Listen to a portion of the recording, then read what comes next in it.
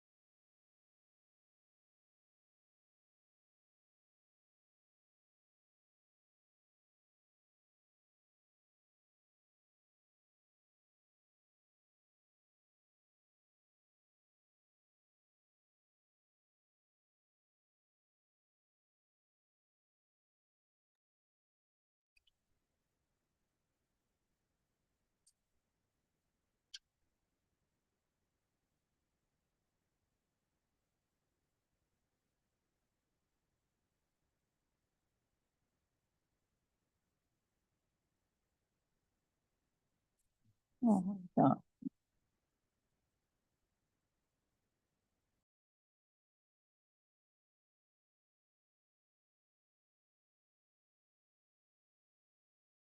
The Can you people. mute me?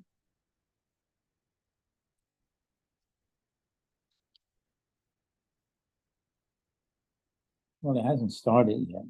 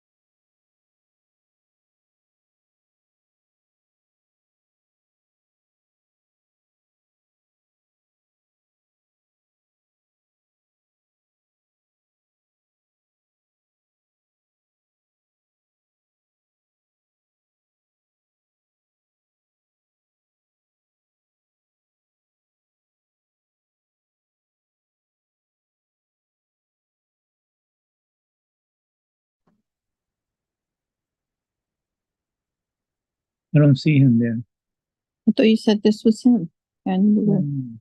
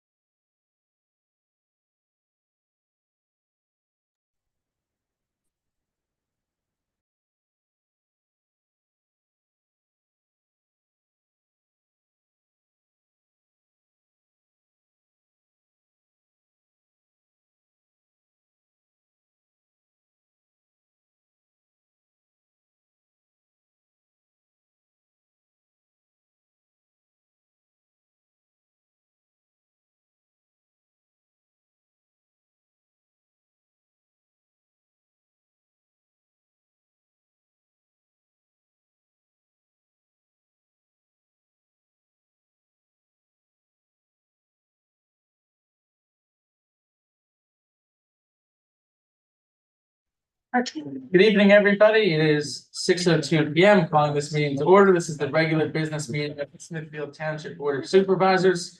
Please join me in reciting the Pledge of Allegiance. Pledge of Allegiance to the flag of the United States of America and to the republic for which it stands, one nation, under God, indivisible, with liberty and justice for all.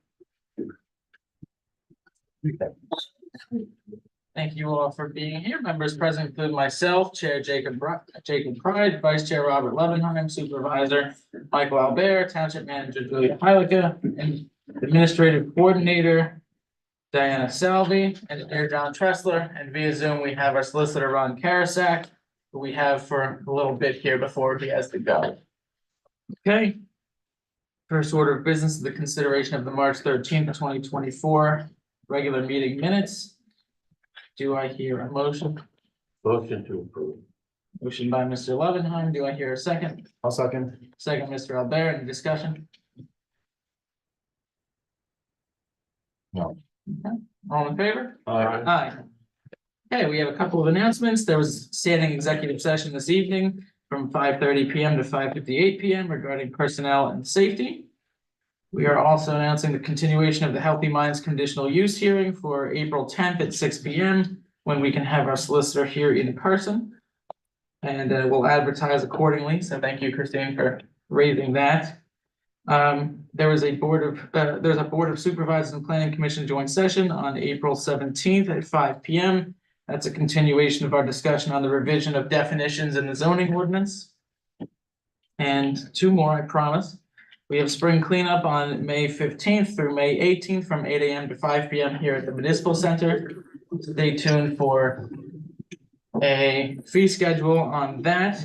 And in Smithfield, spring leaf pickup will be April 15th through 26th. And the information for that will be on our website soon. So those are our announcements.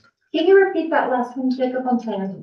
Leaf pickup in Smithfield Township will be April 15th through 26th. And then we'll have that online soon. Okay, Will that include water gap as well? no. They only pay for fall pickup. Okay.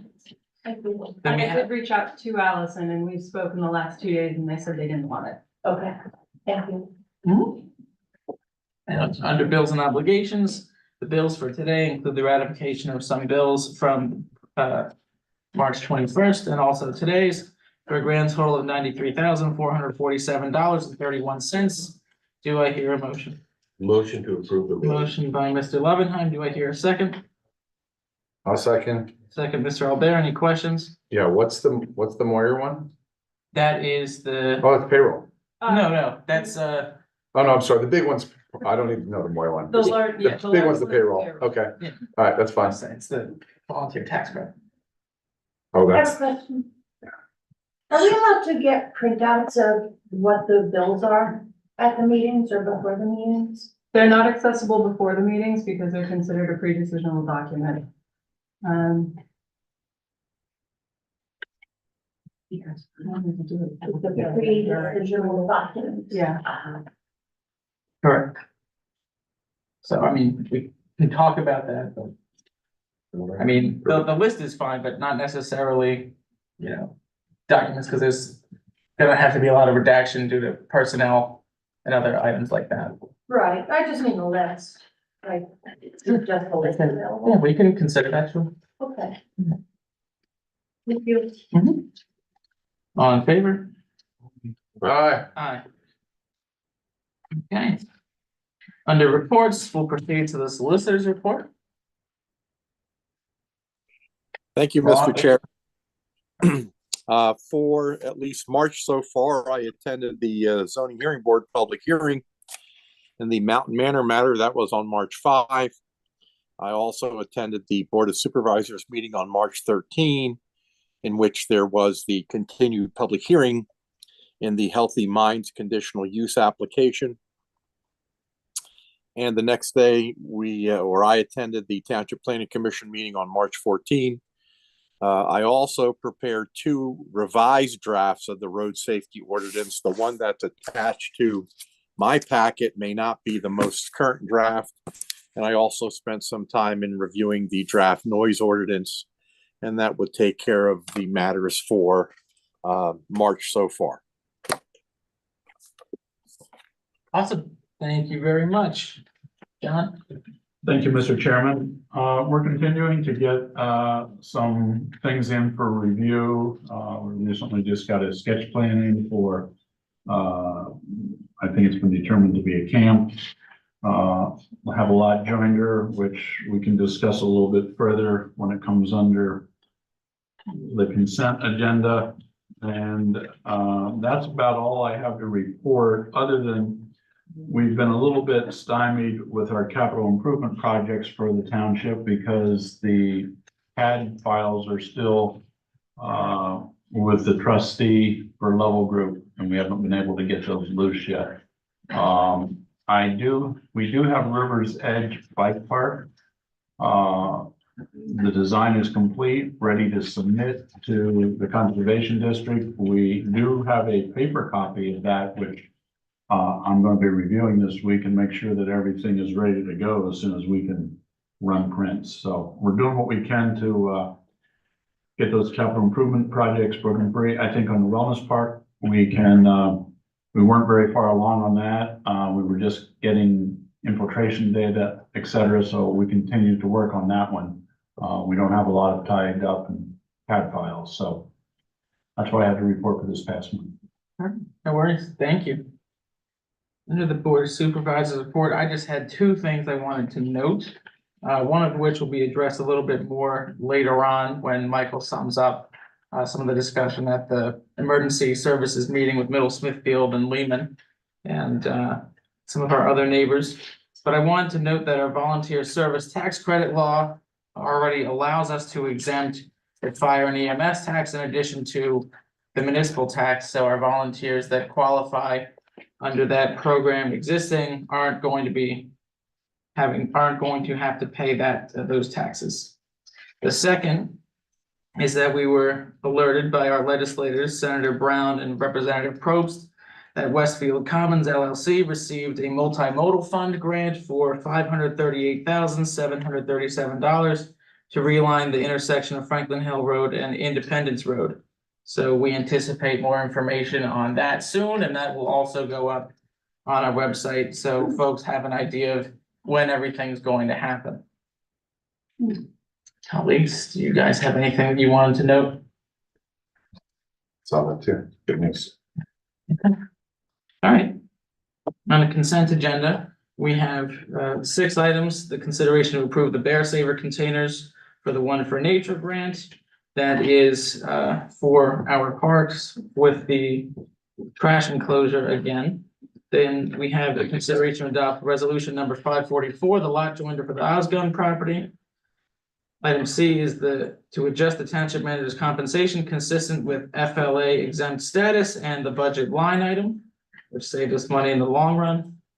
Consideration to authorize a letter to BCRA regarding the HOP issuance upon solicitor and engineer review and approval.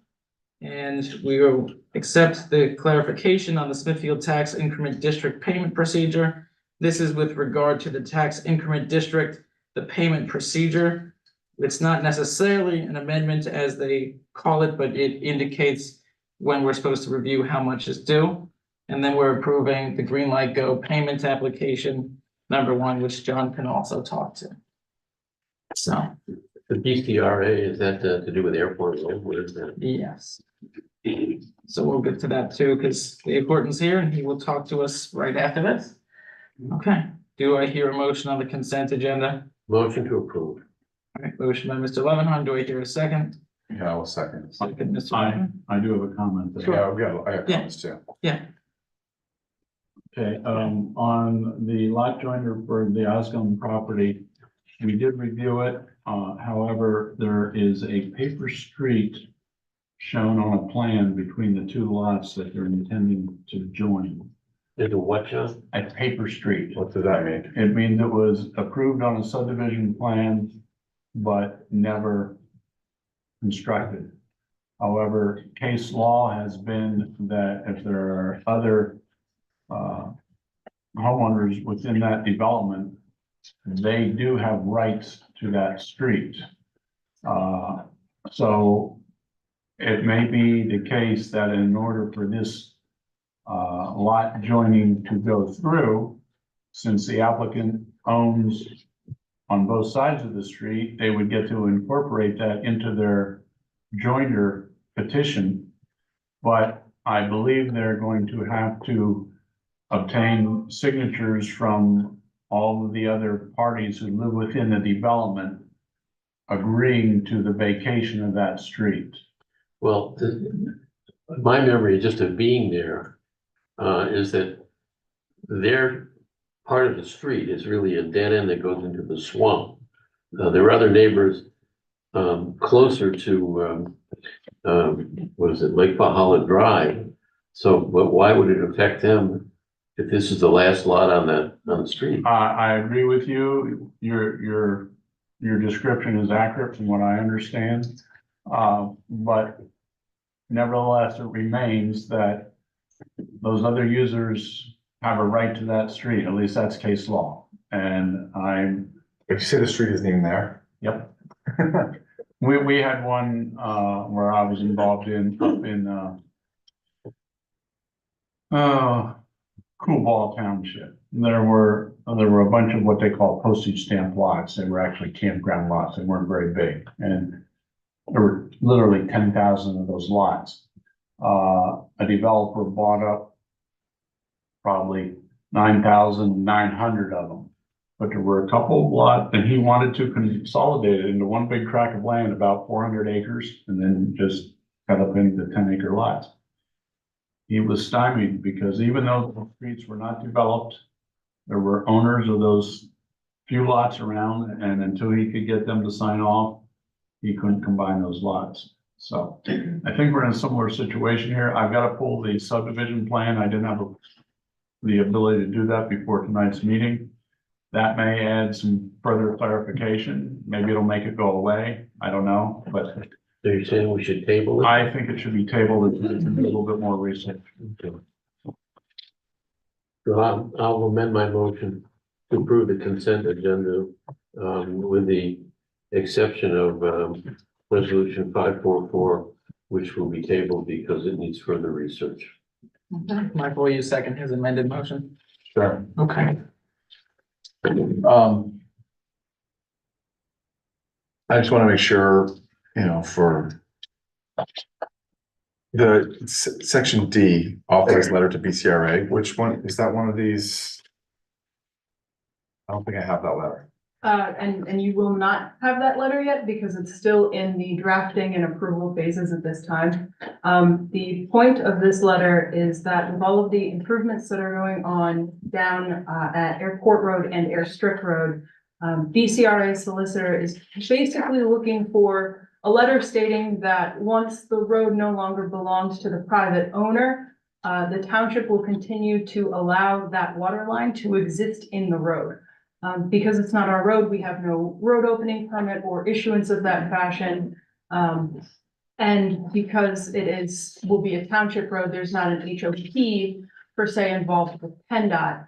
So this letter, John is working on reviewing it, and Michelle and John and their solicitor from BCRA are speaking about how to craft this thing. So BCRA feels comfortable with moving forward and the township is protected.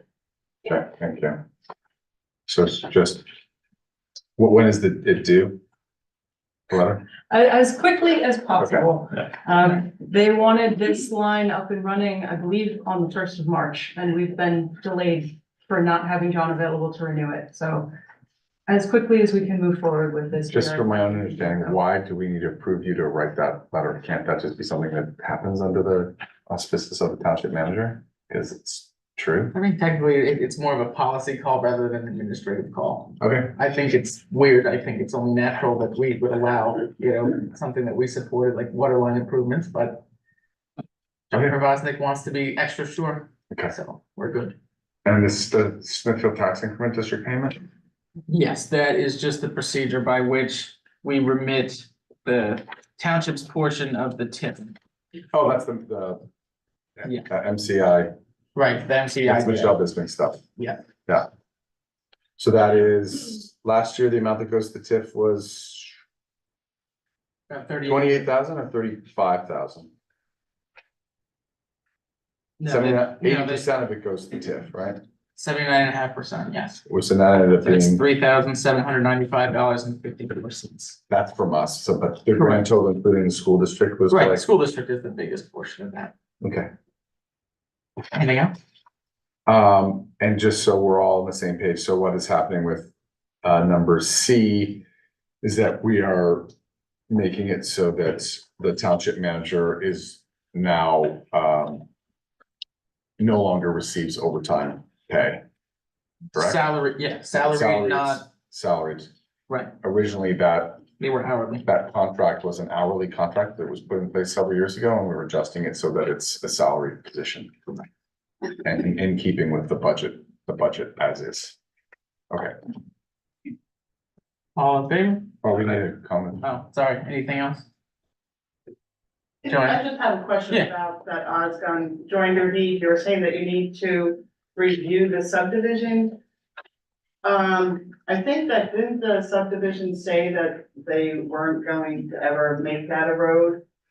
That paper road, it doesn't exist. I believe there was a letter from the association in her package. They may have, and that may be the truth. But that still doesn't automatically eliminate other people's rights. In the past, when I've been involved with this, we've always been required to get anyone who owns property within the subdivision to sign The off. whole subdivision? Yes. Anyone that, even if it's a private street, anyone, Have you done any other joinder deed? Well, I guess not with a paper stuff. yeah.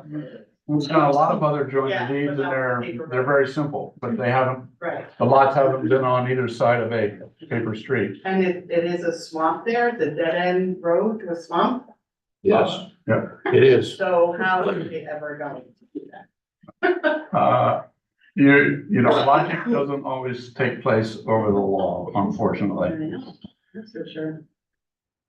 I agree with everything that was said here tonight. I then what do you formed have that same conclusion myself, but So then I- you guys have to rule on it or something? I got a quick question, just so I understand. Does the paper go all the way through it, yes, bisects it? yes, It couldn't be a joinder around it? it goes all the way through. You can do that. Swamp or whatever. Oh.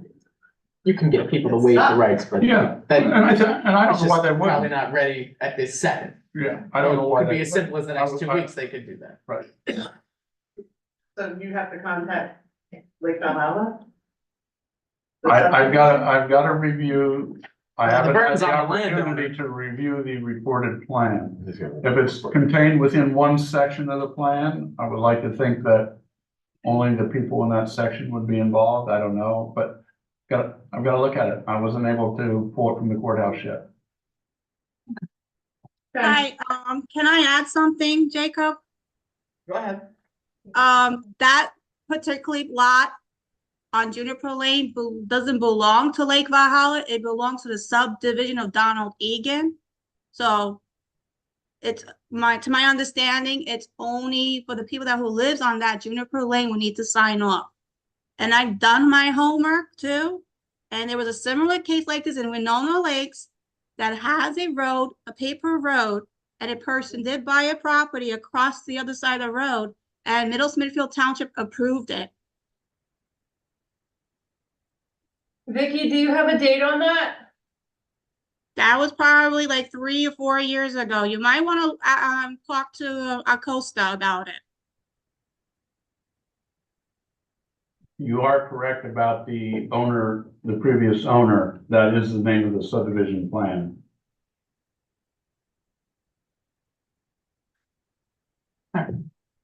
So just so we all know, you're gonna look up whether it's everyone or just as she says, just that group? Right. Okay. I think it's just a group. I didn't recall when the lady in the back mentioned Lake Valhalla, but Egan is the owner. I do believe it's a relatively small plan. Yeah. Without too many property owners in there. So I don't think it should be an issue, but I do think it should be done properly. And it can be resolved in 2 weeks. Our next meeting is April 10th, so we should be able to have that settled by then. Okay, in the meantime, is there something that I need to do on my side? No. You've provided all the information we need. Unless you have a copy of that plan, but I can easily get it out of the courthouse once I have the opportunity to do that. You need a copy of the minor subdivision of Donald Egan's plan? Yes, that's what I need. There's two Yes, plans I involved in do it. have, I do have a copy of it. That would help. All right. So we'll get that taken care of then. In the meantime. And so that it gets tabled till next. Correct. Okay. So Robert's amended motion stands. All in favor? Aye. Okay. Under old business, we are going to take Mr. Dave Horton from BCRA, who wants to give us an update. So. Thanks for having me. Yeah, it's been a while, Jacob, since I've had an opportunity to present to you, and in addition to the entire board. Just wanted to give you a quick background on the BCRA. Some folks may recall some of the statistics and sort of where we were founded from. So I'll give you a quick 30-second background. We'll talk about our service area and some of the distribution systems. So if you wouldn't mind just pulling up our service area map. Would have been just that first, the other one.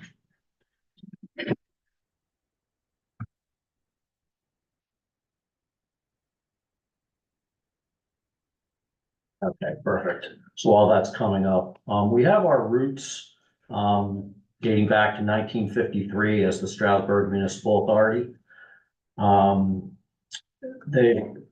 An amendment was granted to the Stroudsburg Municipal Authority back in 2005 to change its name to Broad Egg Creek Regional Authority. The reason for that is it's a multi-municipal authority. We have 5 owner municipalities, of which one is Smithfield Township. The borough of Stroudsburg, Stroud Township, Pocono Township, and Hamilton Township are the remaining 4 members. Each owner municipality has a board member. So we have 5 board members. And they are elected to 5-year terms. Okay. Generally, we have about 5,600 customers. Most of those are residential, 80%. We have about 20% commercial, and the remaining here is industrial, institutional. We have about 115 to 120 miles of water pipe within that shaded region throughout there. Our roots are in the borough of Stroudsburg as our name originally intended, and we expanded northward up into Stroud Township and ultimately into Pocono Township within the early 2000s and mid 2010. Driving factor moving us north was the pharmaceutical company, Sanofi, and the extension for that water line to go up there. Since then, major development has happened up in that region.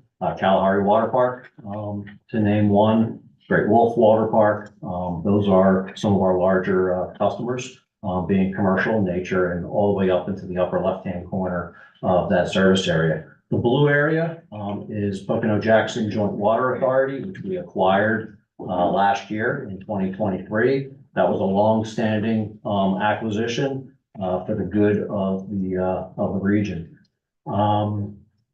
We have control of the water lines that were initially put in by East Stroudsburg Borough. Some of those are distributed into Smithfield Township. If you wouldn't mind moving to that next attachment. That will show you what our service area is in Smithfield Township. And it's fairly limited. It's about 5 miles of water line.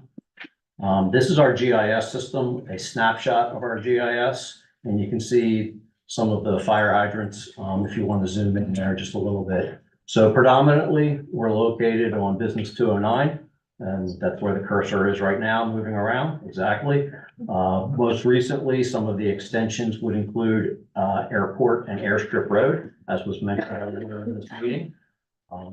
We have historical water lines down 447. More recently, having projects on 7 Bridges Road for the Smithfield Gateway project. That would be the most recent activity on those. As far as our allocation is concerned, as a whole, we generally produce about 3 to 3.5 million gallons a day of water. Water that comes to Smithfield Township actually originates out of the East Stroudsburg water system. That East Stroudsburg water system, we have what's called an intermunicipal bulk water agreement with them. And we are allocated 400,000 gallons a day to be able to distribute within Smithfield Township. Of that 400,000 gallons a day, we currently distribute about 150,000. So we have, the balance of that remaining. So I'll pause there for any questions you have regarding our service area, what we service in the township, or any questions at large, and then we can talk about some of the recent projects if you wish. Do you have any plans to follow the sewer authority and their plan to extend along Seven Bridges Road to Buttermilk Falls Road? Yeah. So currently, no, we do not have plans to extend. Traditionally, our extension follows developer plans. So if there was a large developer that would be looking to extend water lines, we would look to have those water lines extended by developers predominantly. So for instance, down Seven Bridges Road, if you were to look at a water line extension, probably 1 mile to 2 miles worth of water line, you're probably looking at $2 million a mile for water line construction. Tapping fees only cover a very, very small, rather insignificant portion of that. So that's one of the reasons I'm here, is to ask the township, what are some of the directions you'd like us to cooperate with you on, searching for grants, for developer opportunities. Like I said, about $2 million a mile is what, a lot of the water line distribution is going for. A lot of times large scale projects of hospital natures, institutional natures require water company water. So we'd look to get ahead of those items and, interact with the township, on such plans. How far do you extend north on Business 209?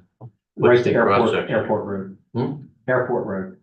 That's it. Yeah, that's it. Where those hydrants that you can see kind of end. So I think that you already have stubs by Smithfield Gateway, correct? Yes. So would those be able to provide service to, we have the sketch plan for the sheets and Right. 3 other commercial buildings on that pad where the hotel at the Days Inn is now. Sure. So the existing infrastructure would be able to cover Correct. that more, okay. Yes. Yeah, I mean, is this part of is there like a master plan to have full coverage and obviously it as was indicated, it depends on what developers are doing, because you can't just afford to just put it in. Correct. For existing dwellings. This is more or less where we break down those silos and say, we're aware of this, and he says, we're aware of that, and then it's a little bit more reactive than I would like, but fortunately, I mean, the 209 corridor, where they already have a lot of service, seems to be where there's going to be more that we've seen. Yeah, but it also helps you to know, like, oh, if there was a really, I don't know, a development that required, city water, somewhere else, then it is the added benefit is all the residents, leading up to it will eventually get water as well. Okay. Right. And then it'd be nice to eventually see a map. I don't know exactly where Manwalnick water ties into some of this as well, If because you want to go back to that first map, we can kind of paint some of those and answer some of those questions for you. and the regional, your authority is, what is it, quasi-governmental, or is it, Fully public. It's public. Yes, we're we're a municipal authority, You are, so okay. we're It is municipal. like a government entity. Uh-huh. So if I could just show you on the screen here, so, is there any way to drag Zoom this that over in. a little bit? Yeah, and zoom in on Smithfield Township. Stand by. Max are better. I still swear by it. Pinch. Two fingers. There you go. And you're gonna move that arrow, maybe? No, you have to pan, 2-finger pan. So helpful. There you go. Oh, Okay, perfect. So you can see essentially our service area is indicated by that hatched The red, area. yeah. And it entirely encapsulates your business corridors. Right, so all of Seven Bridges Road, all of Business 209 up into Mountain Manor, all the way through. That was planned years ago. This map in the service area probably are 10 years. And with the exception of Mountain Manor, it essentially aligns directly with the economic development zone parcels. Right. So we don't have to go to the DRBC or the DEP for approvals. This is already planned in there, but that does not mean that we have a plan to extend the water lines within such areas. That requires what I just described as the grants, the funding, and, you know, all the things that go with it. But it is envisioned that that's the area that the township looked at and said, we could conceivably see public water being needed within that entire. Interesting, okay, Does that make sense? yeah.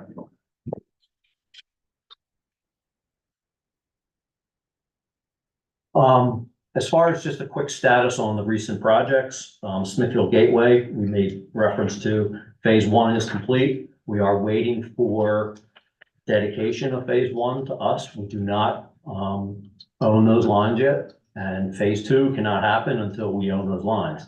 When we own the lines, then phase 2, we can distribute water into the pad of the next site and so forth. So we're waiting for some feedback from the developers on that, just as a quick update there. So we'd look to see that completed soon. Airport and Airstrip Road, that project is complete at this point in time.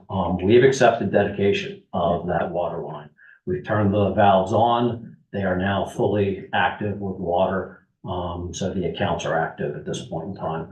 Regarding that letter, yeah, all we want is the ability to look down the road and say, once you guys take dedication of Airstrip Road, we have the right to be there. And then when it comes to Airport Road, that's a completed project. You guys released the bond, I believe, for that part of that project. So all we would look for is the township to just say, we're not going to be held to any bond needs, you know, down the road. Yeah, that was it. So that project is complete. And other than that, Have you received that letter? No. no, that was the letter you were talking about. Oh, that earlier, right, you know, that I asked yeah. about, gotcha, It's a perfect. little less complicated than I think than, perhaps what might be perceived, you know. Okay, no, that sounds good. Mr. Proviso provided a letter. I took exception to a little bit of the language in there, so we'll just mark it up and get it to you. Yeah. It's not a big deal. We've gone ahead and accepted dedication. Okay. It's a done deal. Great. At this point. Okay. Anybody have anything else? Comments from, Yeah, I would just invite me to future planning sessions when you want to talk about. Absolutely. different I mean, I things. think we I'm always anticipate, John, I know that you were already at the scoping meeting Yep. for the sheets. Yes. So once that hits land development, which hopefully, I don't know, disappears into the PennDOT ether for a little bit. Yeah. So then hopefully at that point we can sit and talk, and I know at Gateway, they have a few things that they wanted to chat with us about too, so we'll want to make sure that you're there, because they want to split the two, the pad. I guess it's west of St. Luke's, so the Duncan is standalone. Right. And not just one 9,000 square foot building. Right. And a couple other. oh, because it's two, right? Correct. Yeah, they want to do that, and then they want to lobby PennDOT to transfer traffic volume for the construction of a hotel. They have a commitment for. Is there not already water at the Days Inn? Yes. There already is, Yeah. okay. So it's a matter of making sure that whatever tap is there is properly sized for the future development. and so forth. Right. Yeah, Because there's should be only fine. 2 structures on it now. There's Right. proposed to be up to like 4. Or Yeah. whether they can. The plan that I saw, they're gonna need some zoning relief, so I don't know whether they're gonna scale back their plan or seek the zoning I relief. only saw one thing at the planning commission last year, and it looked like what I saw, they would never get approved by PennDOT. Well, They have to make some changes. PennDOT is pushing back as hard as they can, but there's limits to how hard PennDOT can push back. I mean, some of the way, whatever, that's a land Well, development, no, it's not there yet. At but- least important to consider. I think, you know, the developer's starting off with as much as he can get, that's not unusual. And we'll see where he ends up. Well, particularly as it relates to Gateway, we're talking about the alignment of sewer and water there, and then, you know, I know Russell talked to us about Severn Bridge in a little bit. And I think the thought is, also on other infrastructure on the surface, like with the roads, I think we talked about having some common roads potentially with Gateway to avoid creating more, impervious surface and whatnot too. So that's gonna be fun. But that's probably all that we know about. Water on the other side. I mean, there obviously is water at Dairy Queen and It's designed to be there. Yeah, there's a stub okay, that's there. okay. Yeah, and there's one by the Morrissey property, right? And then there's already a sufficient connection for what Gateway calls the Chelsea property behind the odd lot in the Dairy Queen.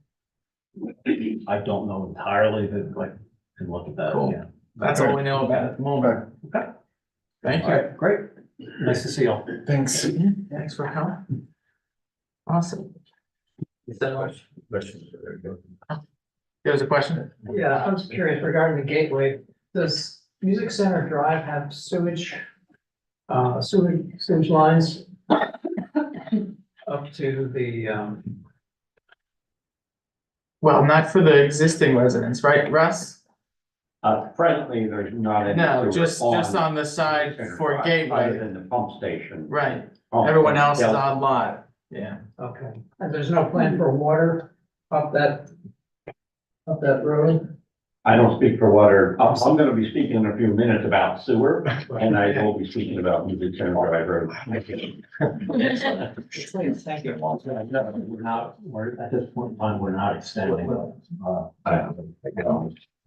water line service. I think there's 4 or 5 parcels that are out there. Could be done in the future, but there's no plans to move right, at the moment. Thank you.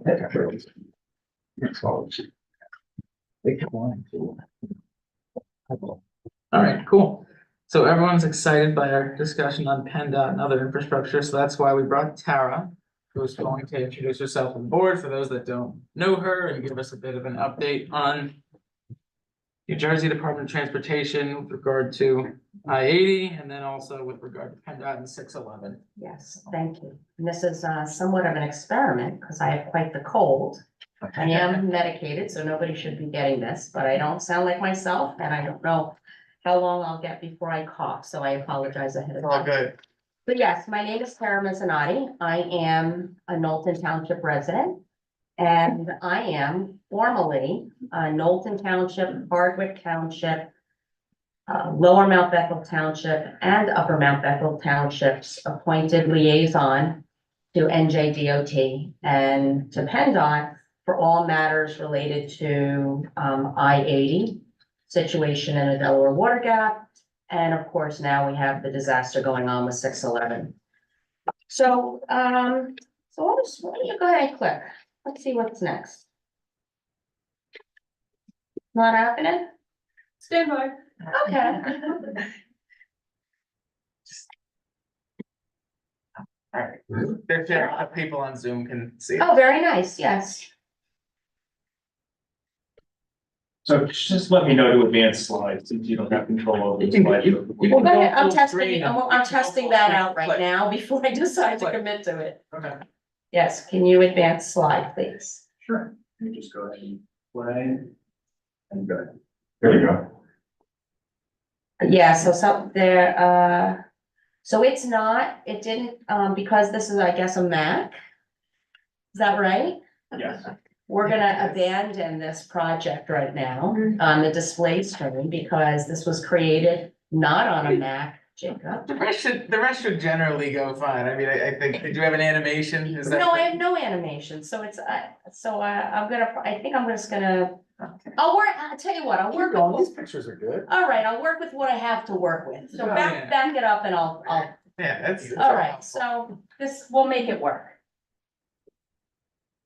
I figure people need to see the Delaware Water Gap and especially up on the Pennsylvania side. I mean, we drive through it, but do you really understand where we're talking about when we talk about the one project, which is the I-80 rockfall mitigation project, and then the second project, which is the new retaining wall project, which in our opinion, really are one project, but the DOT is separating them because it makes it easier for them to proceed. So the pink area. The pink area is to give you an idea where the rockfall mitigation project would be, is down here. So Route 80 comes through here. 611, this is point of gap right here, so this is exactly where it's closed right now, is at point of gap. And when you stand down at the river level and look across, you're looking across at really the major cliff part as you're driving on 80, okay? So anybody driving through there would say, whoa, you know, we could use a little rockfall mitigation, and we agree. We are not against rockfall mitigation. What happened is Knowlton Township caught on that what they want to do is not a little rockfall mitigation. What they want to do is something similar to what was already built in Knowlton, and that is these industrial fences. And then they caught on to it's much bigger than that. So they want to blast, dig and scrape 15 to 30 feet into the base of Mount Tammany through this section, put mesh on the face here, put 3 rows of fence, 1 across the whole thing, and then 2, 3. And important to note, in this area right here, they want to build a 60-foot berm. So this is probably around 30 feet high here. So up to about here would be a tall part up here, a long skinny pyramid berm. So in their world, so rocks that come down the mountain would hit this berm and therefore not hit the road. So I think I'm gonna take a little longer than 10 minutes, is that That's okay? fine. Because we have people here that Yes. that want us to hear this, if that's okay. Go ahead. So I'll share a little bit about that project and why Knowlton Township said, wait a minute, what's going on? The DOT claims that they've had as many as 11 rock the car events, rocks hitting the road. Since, and the study that they looked at was 2000 to 2015, 17. In that same amount of time, these are the dangerous S curves in a third of that section, the exact project area. Their report showed that there were 637 crashes. Okay, and we live with this. If you commute, you understand. My kids went to Notre Dame. My daughter swam for the Pocono Family YMCA. I was back and through here. I worked down at, it was Marworth, at the Drug and Alcohol Treatment Center down, it was originally on River Road. I worked there from beginning to end. So my commute was to here. So I know what we live with over the years, and that's flipped over tractor trailers and whatnot. So in this section, they say, wait a minute, there's this big rockfall problem. And we have the records that also show, I mean, we have volumes of records that show what they have presented doesn't match what is real. It's just not there. And as I say this kind of thing, I want you to know, yes, this information was provided to the New Jersey Department of Transportation Office of Inspector General. And when we collected enough of that in 2021, we presented it as a report, and they did open an investigation. And I have no reason to believe that investigation is still not ongoing. And I'll just say that. So this is the area. The green is not where it should be. So I'll tell you, the wall they want to replace is this area here. Down to about here is the wall, and that's a 1/4 mile. So that's the second project, when we're talking about the projects right now. And that wall, we also say, obviously, has issues. We're the ones, literally, my husband is the construction expert. He builds, so the last job he came off of, he personally bid and managed, it was $2.5 billion. So the level of expertise of what we know could happen here and what this kind of work looks like gave us enough pause to say, we need to take a look at what's really going on here. So, yes, we brought the attention of the DOT that this wall was, critical, looking like it needed some serious attention, and what they need to look at is not phantom imaginary rock possibility, but they need to address the condition of the retaining wall. So I just, as I'm gonna talk about this, I don't know how the rest of the slides are gonna go, I just wanted to get the lay of the land, for this part. Okay, so go ahead and hit it, let's see what happens. Okay, next one, we did that enough. Okay, so we got alarmed. We got alarmed, when we got out of the DOT, the plan for, how they were going to manage traffic. That's the biggest community concern. So they were talking about a 4 to 5 year project. How are they gonna do this kind of work in this S curve? So what you see here is like a 3-foot, shoulder. You have your typical 12-foot lane, 12-foot lane, and then barrier, do it again on the same side. So we got out of them how they plan to do this, and we had our people put that into AutoCAD. And that's what you see there. And unfortunately, the critical side can't be seen as well as I want it to be seen. But what it shows is that 2 tractor trailers side by side will not fit. Period. End of story. Hold on one second, let me. You're gonna be my Mr. Chair. assistant, Jacob? Yes. Mr. Chair, this is Ron speaking. I need to jump off Bye.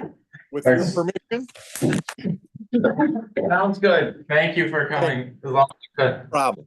Okay. Okay, so what we did is we put the slide on the right, into AutoCAD, and what that's showing you is with their plan to shrink the lanes, remove the shoulders to create a 15-foot work zone. Here, 2 tractor trailers side by side would not fit, and that was our first way to illustrate that they had not done the right feasibility, constructability, existing condition studies to support the project as proposed. So by doing that, we then brought that to the DOT, and they said, oh, no problem. We're gonna tell the trucks to stay in one lane and the cars in another. And that is what they said was gonna be their plan. In addition to, let's go to the next slide. The next most alarming thing is no worries, we're gonna create a regional diversion route. We're gonna send traffic down to 78 via 33 in Bartonsville and 287 in Parsippany. Now, that's not a plan that sounds well studied, feasible, or any of it. So go ahead, next slide. This is the wall I told you about. We brought to their attention that they had these wall issues. Let me see. Yeah. So what's not shown on that screen is the fact that we showed them that wall in February of 2020. In addition to that erosion hole, you might have seen the erosion hole. And the fact that one of their panels was shifted. Like, this is alarming stuff. This is below the roadway. Yeah, this is holding up 80. This is what we're not seeing because it's below us on the river level. So we brought this to their attention in February of 2020, and they said, great, we saw them out there working for almost 2 years. Thinking they were addressing this because they said they were doing a full wall inspection, only to find out they did not put a geotechnical inspection team on this until July of 22.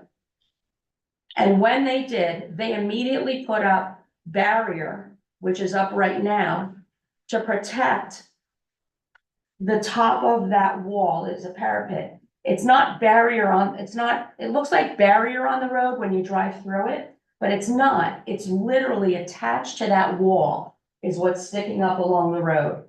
So it had a tractor trail or any vehicle, had a vehicle impacted that, it is severed through. They have admitted this. We were at risk of catastrophic failure.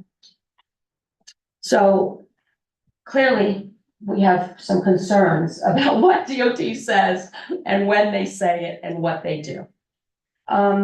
So go ahead, so let me, oh yeah, we're not gonna show that slide. So on the, or that one, say I knew this was gonna happen with your max. Okay, so let me switch to your, I'm gonna go to your paper slides if I may, Sure. supervisors, for this, for the rest of this part. So on the next one is, where we are today. So that's like all the bad news, like, yes, we need rockfall mitigation and the DOT wants to do a $87 million Tammany destructing plan. The bad news is, the good news is we've revealed that the retaining wall needs work. But the bad news is the DOT has now said they want to spend $97 million and replace the entire wall. Now, what I just showed you are good and explained are good reasons to have scrutiny and ask the right questions. Because if these simple things I just brought to your attention, I'm giving you 3. I have a list of 100 of equally credible questions that need to be asked before they spend 7 years and almost $200 million boogering us up. Okay. The other question that's critical is when they did this inspection, they had already decided they were replacing the entire retaining wall. That contract was written in June of 2020, I get years mixed up now, 22. I told you, they didn't inspect that till July. So they wrote a contract called Replace Retaining Wall. Before they inspected what we showed them they should inspect. And now what we have is them wanting to proceed with replacing that retaining wall. Fact of the matter is, or they said, recent meeting, thank you, Julie, you were at the meeting, right? Yes. Was that you? I was the brand new one that understood nothing of what was going on. Yes. I recognize, it was lovely. I was on the. Thank you for being there. And yes, your name, I saw it on there. I'm like, that name means something. You were well represented. So we had a recent meeting with DOT and everybody showed, as everybody should. And they admitted some things that were important to hear. 4 of those panels are critical, as we just showed you. Those are those 4 panels. 7 panels are serious. Okay, so we have 11 panels that by all standards, well, engineering standards should be addressed. There's 38 that are good or fair. Wait a minute. If 38 are good and fair, why are we doing something so risky at this time? That's gonna require, I mean, my husband does this work, the drilling and the environmental possibilities of disaster here. Next to where they say, and we don't dispute that there's potential rock that could come down when they're not really answering all these simple questions. Where we just can't go along with it. And that's what we've been doing. So we've been behind the scenes, asking the right questions, as respectfully to the DOT as we can, wanting to work with them. So anyway, that's the problem. So where we're heading, so the good news is attention's on the wall, attention's on the stone, on the rock stuff. The rockfall project's delayed till 2000, I don't know what it is, 28 now. This project, we have all hands on deck. Now we need to go to the next, I switch over to possible long-term solutions. Let's talk about solutions. So what are you really at here? So what's the end game? You know, you can talk about all the problems. What are the solutions? My husband designs these kind of things. He works these kind of projects. And that is tunnel under Mincy, tunnel under Tammany, second bridges, which are environmental disasters. Don't get me wrong. No good answer. There's no good answer to our crisis. I talk about it like Horton Hears a Who. Our corridor has failed. 611's retaining wall is planned to be replaced, reconstructed. That's in the tip. They just don't have the funding for it yet. Just because they don't have the funding for it yet doesn't mean it's not a need. So that's hanging on by a hair, okay? They have their own clear rock fault issues on the 611 level. Our retaining wall clearly has failed. We have all these massive projects being planned with no coordination, no cross-state coordination. So we are the ones that suffer by that.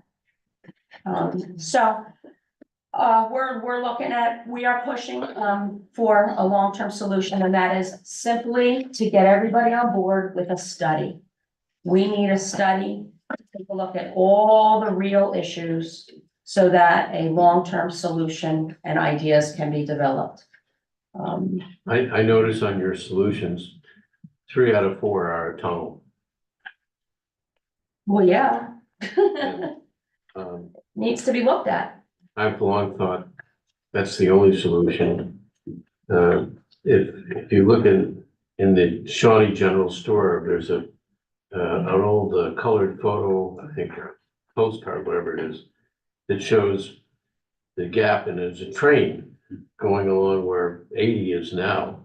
And so that's probably why 80 is there. There was a roadbed. Yeah. It had been a railroad, well, then it became a highway. There's no good reason it was built there in the first place, other than that's where it was. And in a place like this, I think the only solution, the long-term solution, is to figure out which one of those tunnels is what we need to work. And I believe what Tara is aiming for is to get the forces in New Jersey and in Pennsylvania together on this and say, look, this is a common problem. There's a failure here. We're out of business. And to put money towards serious money towards the study of a tunnel, which has never been done. Good. Let's see if my Horton slide works. All right, it works good enough. So we don't know the story about Horton Hears a Hoot. So that's us down in Whoville. And the problem is that this arrow is pointing to the dot that's really in the Delaware water, right here. So the problem is your NEPA Alliance, your MPO, most people don't know how projects happen. PennDOT doesn't say, I'm going to do a project. What the Metropolitan Planning Organization, which PennDOT is a part of, has a program to assess priorities in the region. Jersey has a region called the New Jersey NJTPA, and the Lehigh Valley has a region called the Lehigh Valley Planning Commission. Our problem is we're this little dot on the edge of 3 regions, on the edge of 3 different congressional districts, on the sides of 2 different states. It's so legitimate that we've not been prioritized. Because I'll tell you, Jersey's more concerned about what's going on over on the New York side, like getting their Gateway Tunnel going, right? And the Lehigh Valley Planning Commission is much more concerned about the warehouse proliferation and the impacts of that on their infrastructure. I don't know what NEPA's priorities are, but I will tell you that I had a recent meeting with the executive director, and we had a very serious, productive conversation. He wanted to have the conversation, and he explained how this study for their segment of this conundrum, which has failed first, can happen. So we had it for years. We've been pressuring Jersey to do theirs. Theirs didn't fail yet by their standards. We're still driving on it. But NEPA understands that I'm going to be coming back, having gone to the municipalities, having then gone to the county, having gotten the support from your state and congressional legislators, asking them to do their portion of the study, just like we've asked Jersey to do theirs. So we're far enough along that we know how to get it done. It's just building what's necessary to crack it open.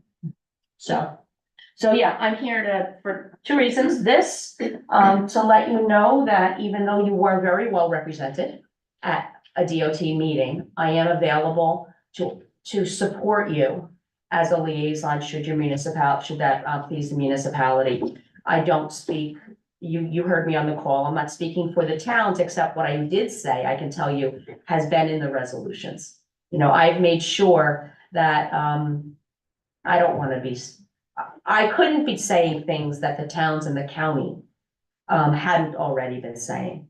So I'm available to serve in that regard and come back and give updates like I have. I mean, I've been communicating with Robert for years and sharing everything through him.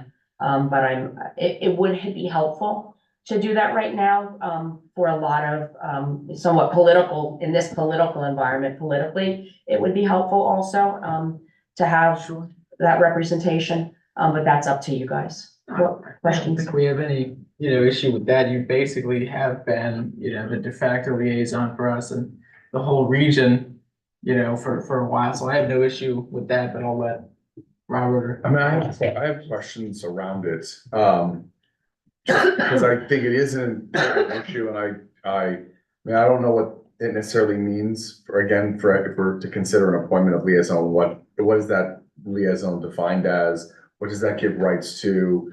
I think it's a very important issue. I think we should be at the table as well, listening, and we shouldn't be saying, oh, great, we have a liaison. Tara's there, so we don't have to worry about it. I don't, and again, you said, you don't want to speak on behalf, because I don't think that A, we have the right to let her speak on our behalf. Or B, you should, if we had the ability to do that, just.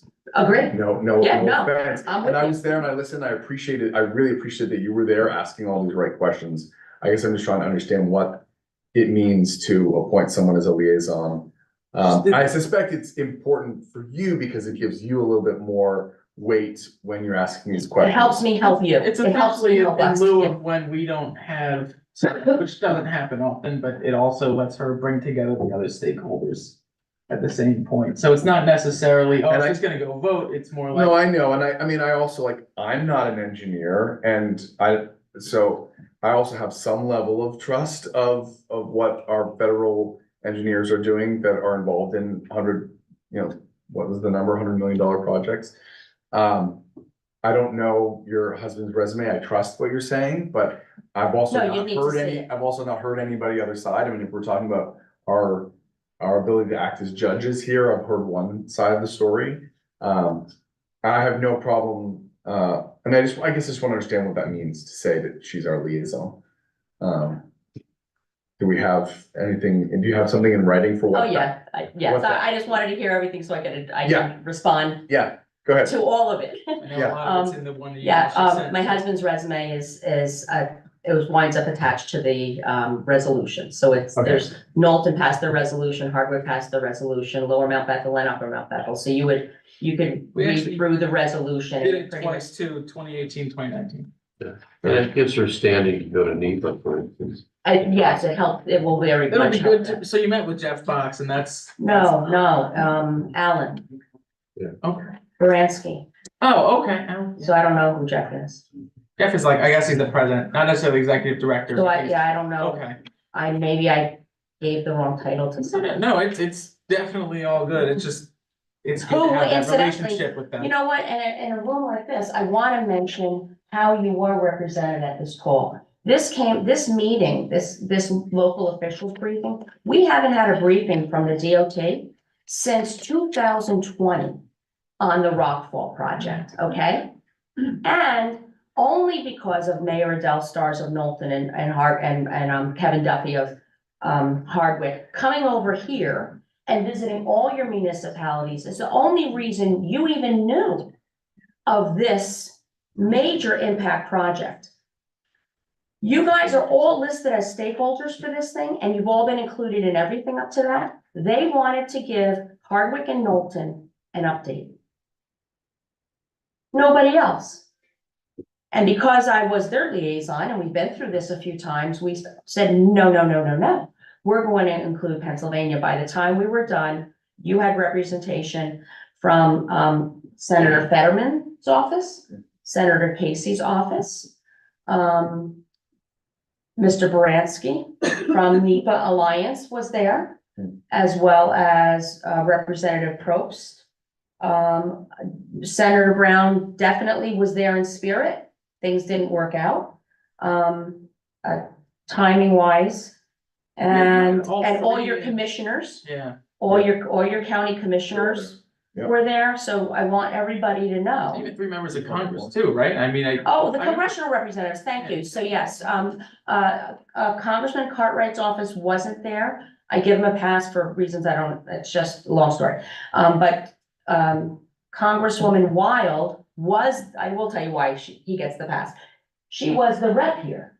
Yeah. So she's been with us on this going back to 2018. So she had a person there, and also our Congressman Kane on the Jersey side was there. So that is how being titled your liaison is helpful. So the other, and I get that, again, I'm just want to Yeah. understand what, is it a resolution that we put forward? Yeah, We did do the resolutions. We don't have to have a resolution to make her the liaison. It can just be a motion. correct that. I don't feel comfortable unless I know what liaison means by law. I'm just, I'm being It's fair. honest. I get you. Because liaison means many different things. It can give someone a lot of power. And I love that you're there. I love what you're doing. And I'm all for it. I just want to see the. Why don't we vote on it in 2 weeks and we'll look at the 2 resolutions that the township passed in the meantime. I'm happy with that. Yeah, we've already passed resolution, right? Oh, so it's, if you've already passed the resolution, is it a continuation of the resolution? And I'm sorry, if I'd known, I would have. I don't know, did you passed the resolution appointing me? I don't know. No, we're talking about the resolutions on, so this predated the COVID, so when I started, this was done in 2019, so when Yeah. 2020 rolled around, nothing happened. Right. So this will formalize it, but we'll go back in time. I and look hear at- what you're saying. Yeah. So just let me separate this. Okay. Yes. Let me separate these. I'm coming back, whether you appoint me or not, Mhm. as your liaison by resolution after you've thoroughly reviewed and are comfortable with everything being especially also new. You're all right. I mean, Yeah. we've been doing this for how long? And even if you didn't appoint me, I'm gonna be coming back asking you to reaffirm those resolutions. Yeah. So you've passed resolutions in the past about the project, opposing the project for this, that, and the other thing. We're Michael going, started this January, just so you know. Yeah, So the last sure. time. yes, Yeah. I saw it for lunch today. yeah, it's a At big lunch. day, it's a big day, yes. So yes, so I'm gonna be revisiting those and coming up with some fresh ones in the near future. And that would be, and potentially be in your role as liaison, you've presented some draft resolutions you might want to do. I love that. That sounds like a great thing to have in a resolution, that we would request that. Yeah. Tara, I applaud your energy on all this, and I've worked with you for years, and it started with me with the other Tara Probst, when she was mayor of Stroudsburg. We started something on this whole project, and it's been going on since what, 2016, 17. It is time something really got done, and I think you're right. We have to get NEPA on board along with all the politicians in Pennsylvania to work with New Jersey, otherwise nothing's going to happen. Yeah. And, just, forgetting even just the S curves, look what happened, what was it, yesterday? There was a truck fire on the bridge and traffic was backed up to Bartonsville. Because of 2 lanes, no shoulders. Our corridor is like a 3-lane highway. Yeah. One of the lanes is closed, that's the 611 part. And we all, so every time there's anything, we suffer, yes. I've often said if we don't do something, what's gonna happen eventually is we're gonna put up a sign in Bangor saying, welcome to the Poconos, because that's the only way you'll get here. I'm a little nervous about that, quite frankly. So thank you very much, Well, and thank thank you for the past and all the support. Yeah, we'll Yep. talk again in 2 weeks. And if, I don't think I have this presentation currently in my email, but if you. No, want to I will send email it, yes. Send it, we'll put it in full form on our website too, so folks can download that. Very good. Yeah. Thank you. So shall I come back for questions on your next meeting? I mean, can I make a motion to, no, to have who would draft the resolution? That's what I, we do? I generally draft Show some. us some language and then Julia will Yeah. put it on our format. So I don't know if it has to be a motion, but you'll send a draft resolution to Julia and make a motion, we review this. We could just table the item till. Perfect, we'll do that. It's a process. Thank you. Awesome. All right, so I'll entertain a motion to table it till 4:10. Question in the back. Yeah, there's a couple questions, and I Alright, also have a couple questions on the presentation, if that's okay. Of course, I'm gonna blow, yeah, I'm here for you guys to the extent that you want. the time. Okay, I promise I'll be It's quick. all good. You had mentioned at the very beginning of the presentation that I think there were 637 accidents and 11 rock fall related things. You mentioned the numbers were wrong. Are they skewed high? Are they skewed low? Are they all over the place? Oh, thank you for getting back to that. We believe there's been 4. We have records of 4 rock versus car events. Okay. And when the DOT puts up a slide, which is what they showed us at that meeting, that I can't believe they're still using this thing. They show where these 11 rockfall events occurred. Most of them on the left side can't have occurred because there's a stacked stone wall that was built called a rock slide barrier when Route 80 went in. So in fact, it may be the first ever rockfall mitigation historic structure in the state of New Jersey. So there they have all these events, most of their 11 are on that side where it's not possible because that would mean a rock would literally have to come down from a mountain, go down into the ditch that's behind the wall that we don't see, and then get up over the wall onto the road.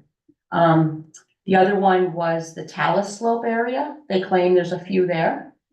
And their own documentation from their own study for the concept development phase of this project notes that there are no known rockfall events in that area. And they put rockfall events where in other spots that they couldn't have happened. So that is, I have more on that shows. Let's not kid ourselves, though. It is very dangerous. Yes. Once you get into this, like I've been into it for so many years, every time I drive through there, I wonder, is this the Yes, time that today the something's day. gonna come down and The crash? top, right, the cliff, we have no issue with the cliff area whatsoever.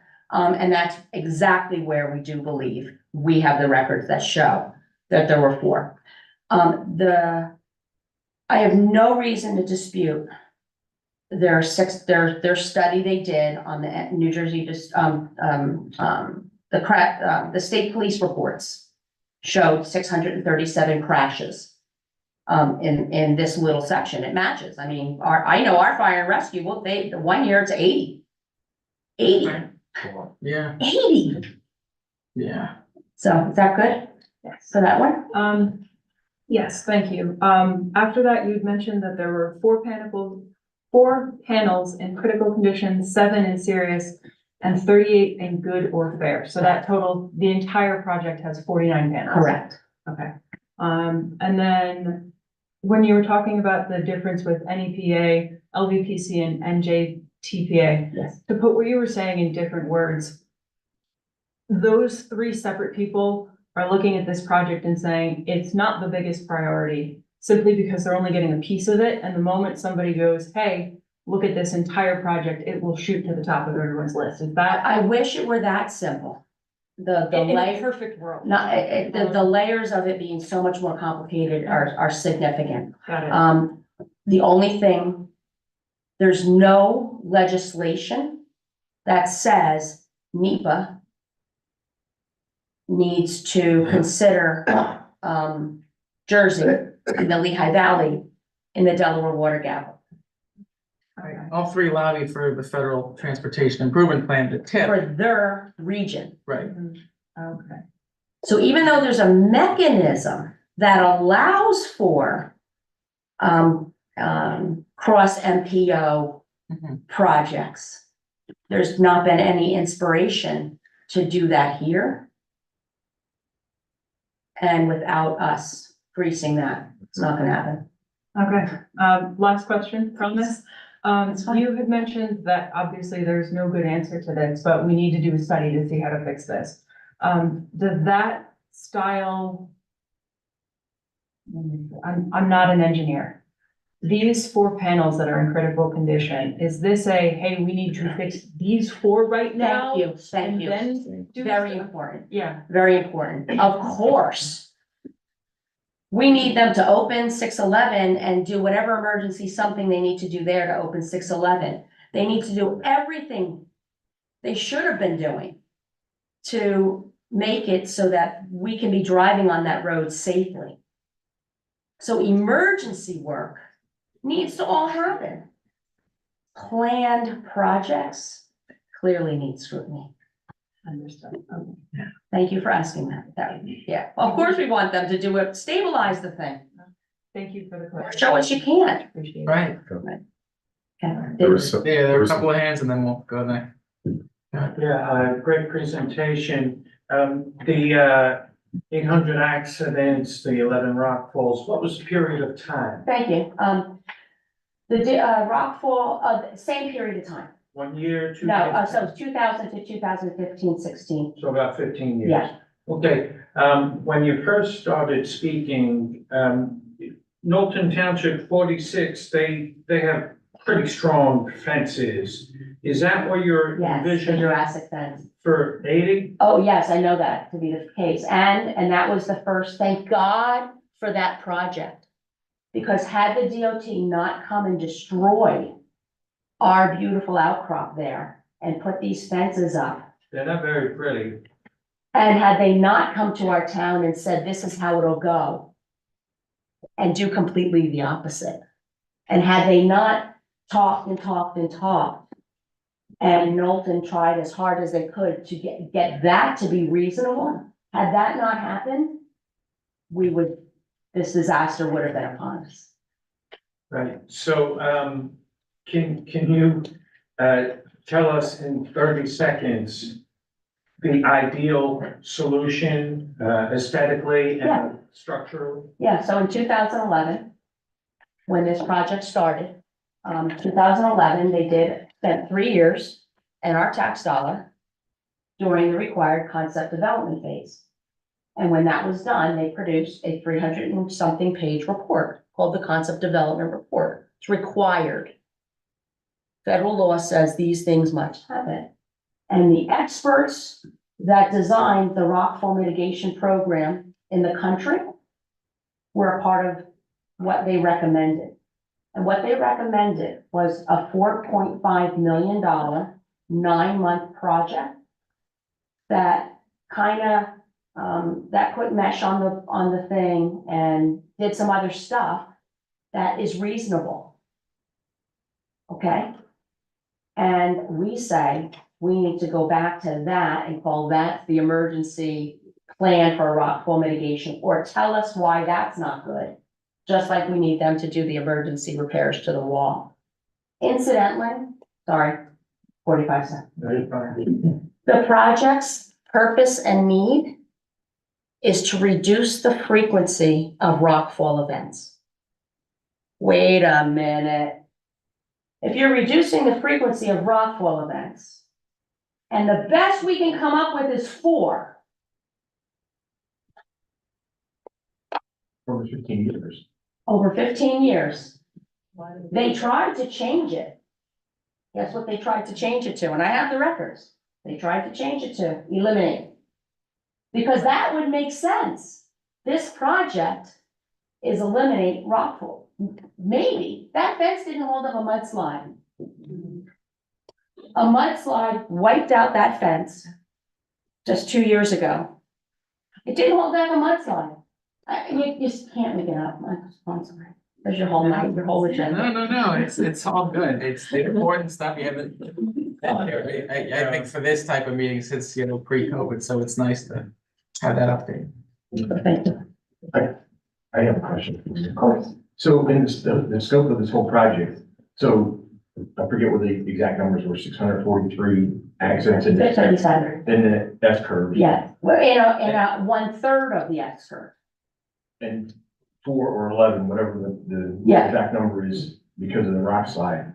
And you said that they're gonna be pushed, the project would push the shoulder back in, for the rock part of the project? Yeah, so the construction, so they own 30 feet into the mountain, so to speak. Is there anything in this project that's gonna soften the curve? No.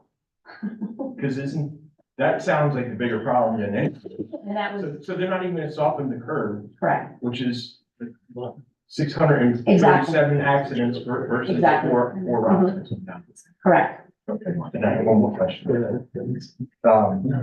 The picture, it looks like somebody was standing on the shoulder in yes turn where the ShopRite truck was. Yes. Who had to stand there and take that picture? They have to answer, that was. That was us. Yeah, we were climbing the Cloud slopes.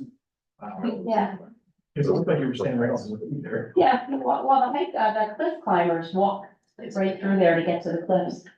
Yeah. Not on the yes. Okay, Thank you. you're welcome. So instead of coughing the rest of the night, may I depart? Yeah, Okay. thank you very much. Thank you. Thank you. All right, so with that, I'll entertain a motion to table item C until April 10th. So moved.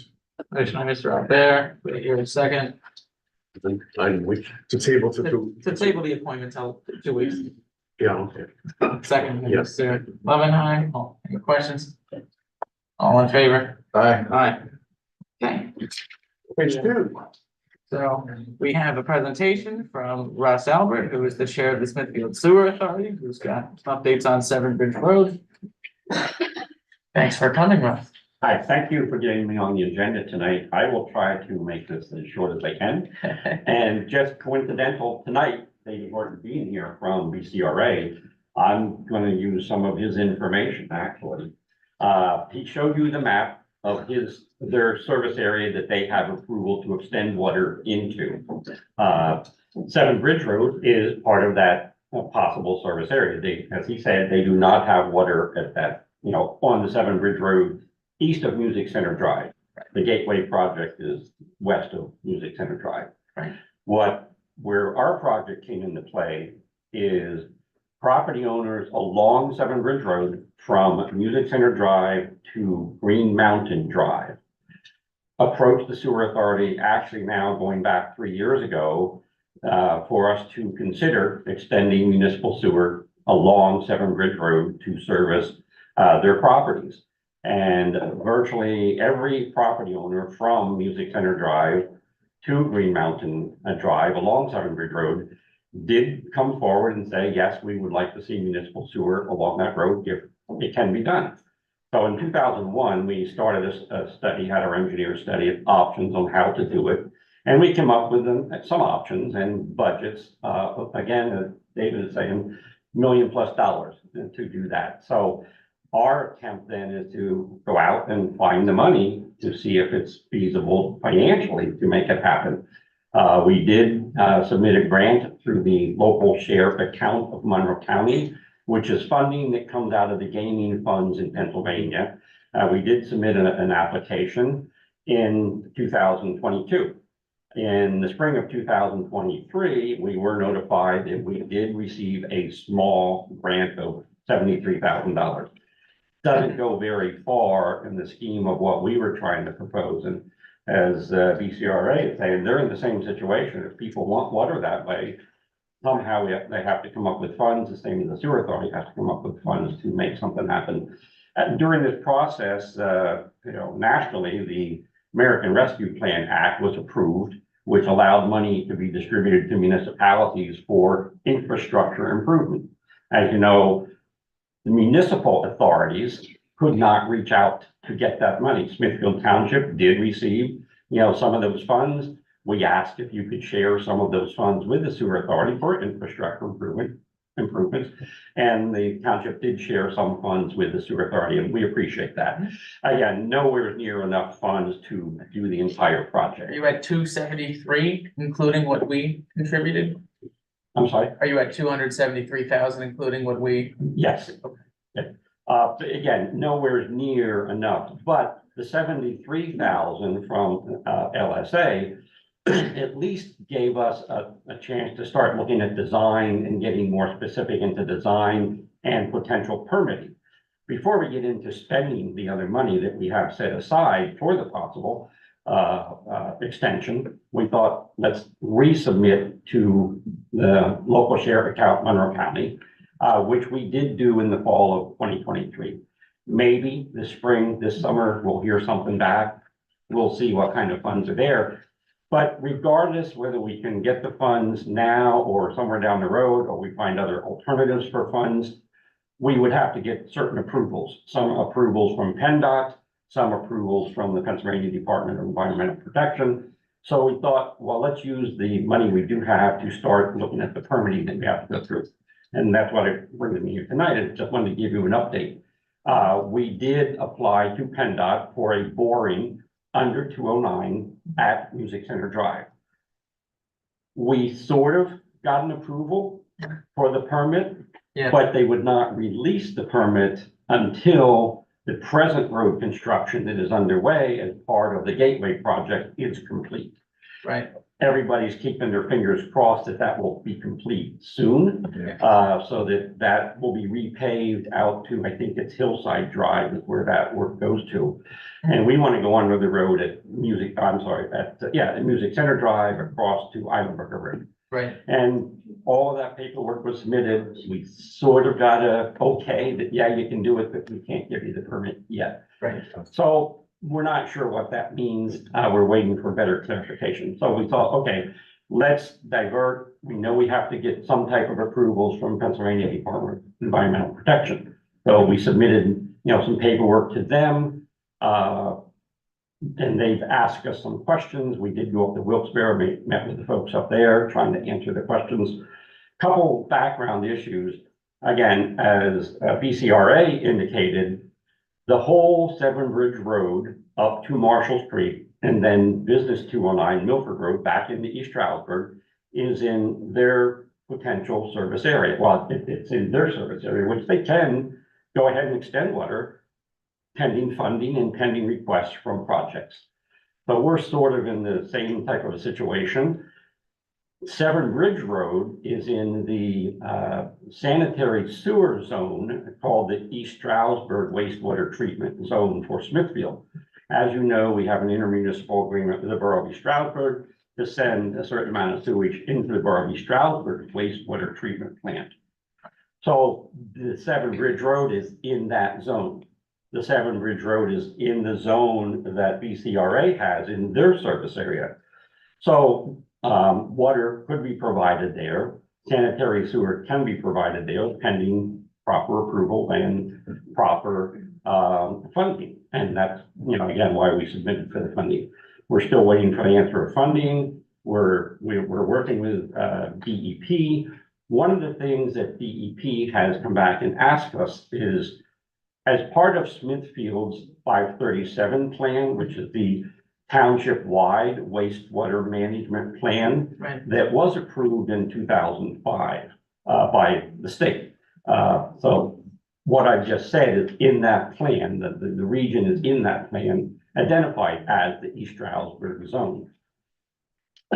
However, since it's been with the 18 years, going on 19 years since that approval, and we're only looking for the properties that basically front on Severn Bridge Road right now.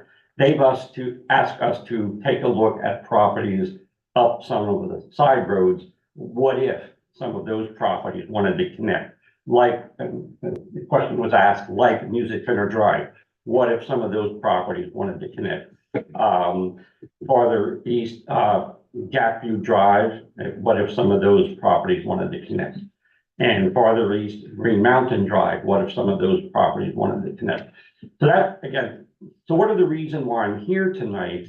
The Sewer Authority has almost unanimous approval from the properties along Severn Bridge Road. We had sent them letters, explained, what the initial thoughts was of how we could get sewer along that road. Right. And now what DEP is asking us to do is talked to some of the properties along these, side roads to see what the interest is along those roads and what the ground condition is, soil conditions, groundwater conditions, things like that. Right. Which all of that was in the 2005 Act 35 plan, 537 plan. They're just asking for some update on some of that information. The reason I wanted to come tonight is to let the supervisors and township know that we are going to be sending a letter out to some additional property in that area. Wanted you to know if you get phone calls or everyone gets phone calls, that, it is a result of DEP asking us to do a little more research. As far as us going forward with an actual project, it's really the same as BCRA. We need to find the money. We appreciate what the township has given us. We are looking at possibly phasing the project to maybe at least go from Music Center Drive east, wherever that amount of money will get us. Right. And again, design the project in phases so we can keep moving forward as we find additional funds. Okay. Awesome. This is a potential Again, opportunity. I'm open to any questions, just trying to give a brief update. At least let the township know if you get questions because somebody received a letter from the sewer authority, what's going on, we wanted to let you know. Sounds like a good opportunity for both authorities to cooperate, especially when it comes to funding, if you're both going to have to bore or otherwise. We have an excellent relationship with Yeah. CRA. We talk with them, we communicate back and forth. Especially in that Like region. over on Airport Road, Airstrip Road, we do have sanitary sewer over there, so that wasn't an issue on that road. Yeah. That one, we already were over there. Right. But on Seven Bridge Road, we've had discussions that, they're waiting for somebody to say, hey, we'd like municipal water. They Right. come to us and ask about the possibility of municipal sewer. So if they get requests, they'll start going through the same thing we're going through is, where are we gonna find the money? And, do we need any additional permits to go forward? I just have one question, sort of thought. As you're raising funds or getting funds for different grants, is there any way you can put those funds into sort of an escrow? They are. They are. Because as opposed to, because a lot of times we're like, oh, we'll do a study on this and then that money goes away because it has to be spent. But I can imagine probably the most efficient use of those funds would be a project comes to life, allows you to build to there. And since you're already ripping up roads, getting permits, all that stuff, $250,000 can enable you to build that water out further and do a little bit more than you would have as opposed to trying to do something small with that, that money alone. Each of the side roads that I just mentioned, at a minimum, we will put a tap to be able to go up those roads. If there was a need, a reason, whatever, and funds became available, and then, it was desired to go up those roads. And some of that direction comes from the county also, that, in conjunction with water, and I know on your agenda, you're talking about an economic development council. So it dovetails in with water and sewer, for economic development, both of those come into play. So I think we would be watching what's happening with your economic development council to make sure where the township is looking for extensions or changes in zoning or whatever it might be. And we've tried to stay as proactive as we can. Like you created the economic development zone. A lot of that, we have municipal sewer too. And a lot of it, they have municipal water too, but at least most of that is also within the water service area that it could be extended, when it gets to that point. Perfect. Thank you. Anything else? No, I'm not looking for any approvals or anything. No. Just wanted to give you an update in case you get phone calls or inquiries. So, thank you, I appreciate it. Thank you. By the way, the House passed the community solar bill.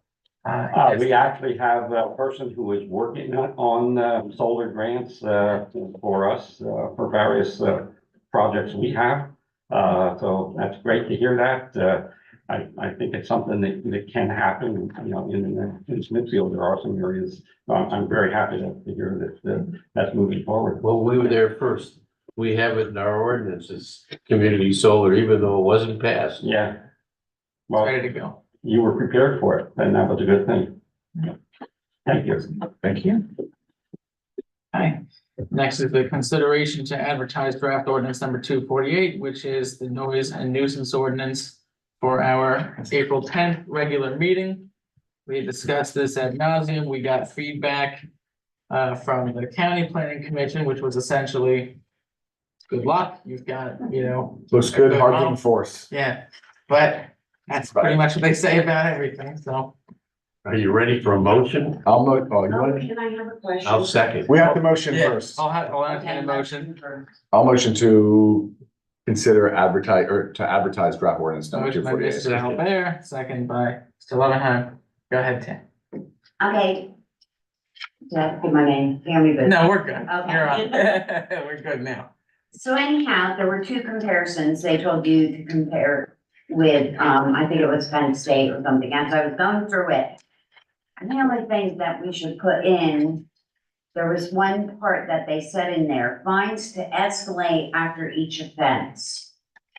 I think that's important because some people will continue to offend. It will not Right. I can bother them. step in, here. Wonderful idea. We're not gonna put that in the ordinance because ordinances are such a bear to change. So the best way whenever you do something like this is to have the ordinance say the fine structure will be set by resolution. So that way, if we turn around and go, hey, we've issued 20 fines to someone, this isn't stopping them. All we have to do is pass a new resolution updating our fee schedule rather than going through the entire process and having to get this advertised all over again. So putting it in as a resolution allows us to act faster. And that will be what we plan to do with this. Okay. Yeah, fine schedules can go as a resolution. They And don't then have to be we on. advertise it ASAP. Yeah, we'll be ready to go. And I will promise that, once it is enacted, we're gonna have basically a quick guide to explain how to, the best way to make a complaint. That way we can follow up quickly and, people understand the process. So it's not, hey, read this, this 30 pages, we're gonna say like, this is how you file a report, because it will be different and followed a little bit more, urgently than perhaps some of the other complaints, the illegal shed versus, noise is a different. Well, equation. how soon will it happen to get training for the people to go out and, the employees or whatever, whoever's gonna be doing that to, with the meter or whatever? Like, how long is that going to take to get into? Not very long at all. I mean, generally an ordinance like this is considered enacted within 5 days to 14 days. Mhm. That would be the window in which we would make sure that we're prepared to go. We're not going to. I'm talking about the training. Yeah, that's what I'm Okay. saying. We're not going to allow it to be enacted in force before someone's trained. So we're gonna make sure that coincides with that. And then most of us do have problems on weekends, so I'm sure you're gonna go over. We are prepared for that. For that. We are prepared for that. Okay. But on the day it passes, it's signed law, we're planning to have a 20-piece rock band with huge amps out on the lawn here celebrating. Nice. That's what we're waiting for. Okay, all right, all in favor? Aye. Aye, okay. So we've set a date. Oh, is someone trying to talk on the? I don't think they're intending to. Okay. They'll have to unmute themselves, because I Okay. think they muted their speaker. Okay, next we have a discussion on the public road safety ordinance. There's been a litany of emails about this with information that was received from PSATs and then also, I believe, Ron. But also Ron indicated that the draft he has this evening is potentially different than this one. So where do we want to start? Well, I'd like to start because I think if Ron's draft is different, it's not different enough. I've done a lot of thinking on this, and my feeling is we shouldn't have something here that's punitive.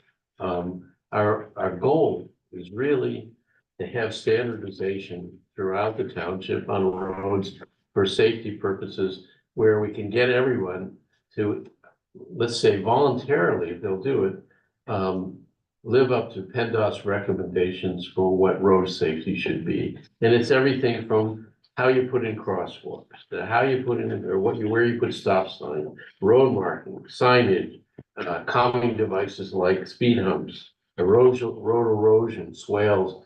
And my feeling is that we've been sort of in a do-it-yourself culture here where as we become more urban, it's better to have some sort of safety standardization.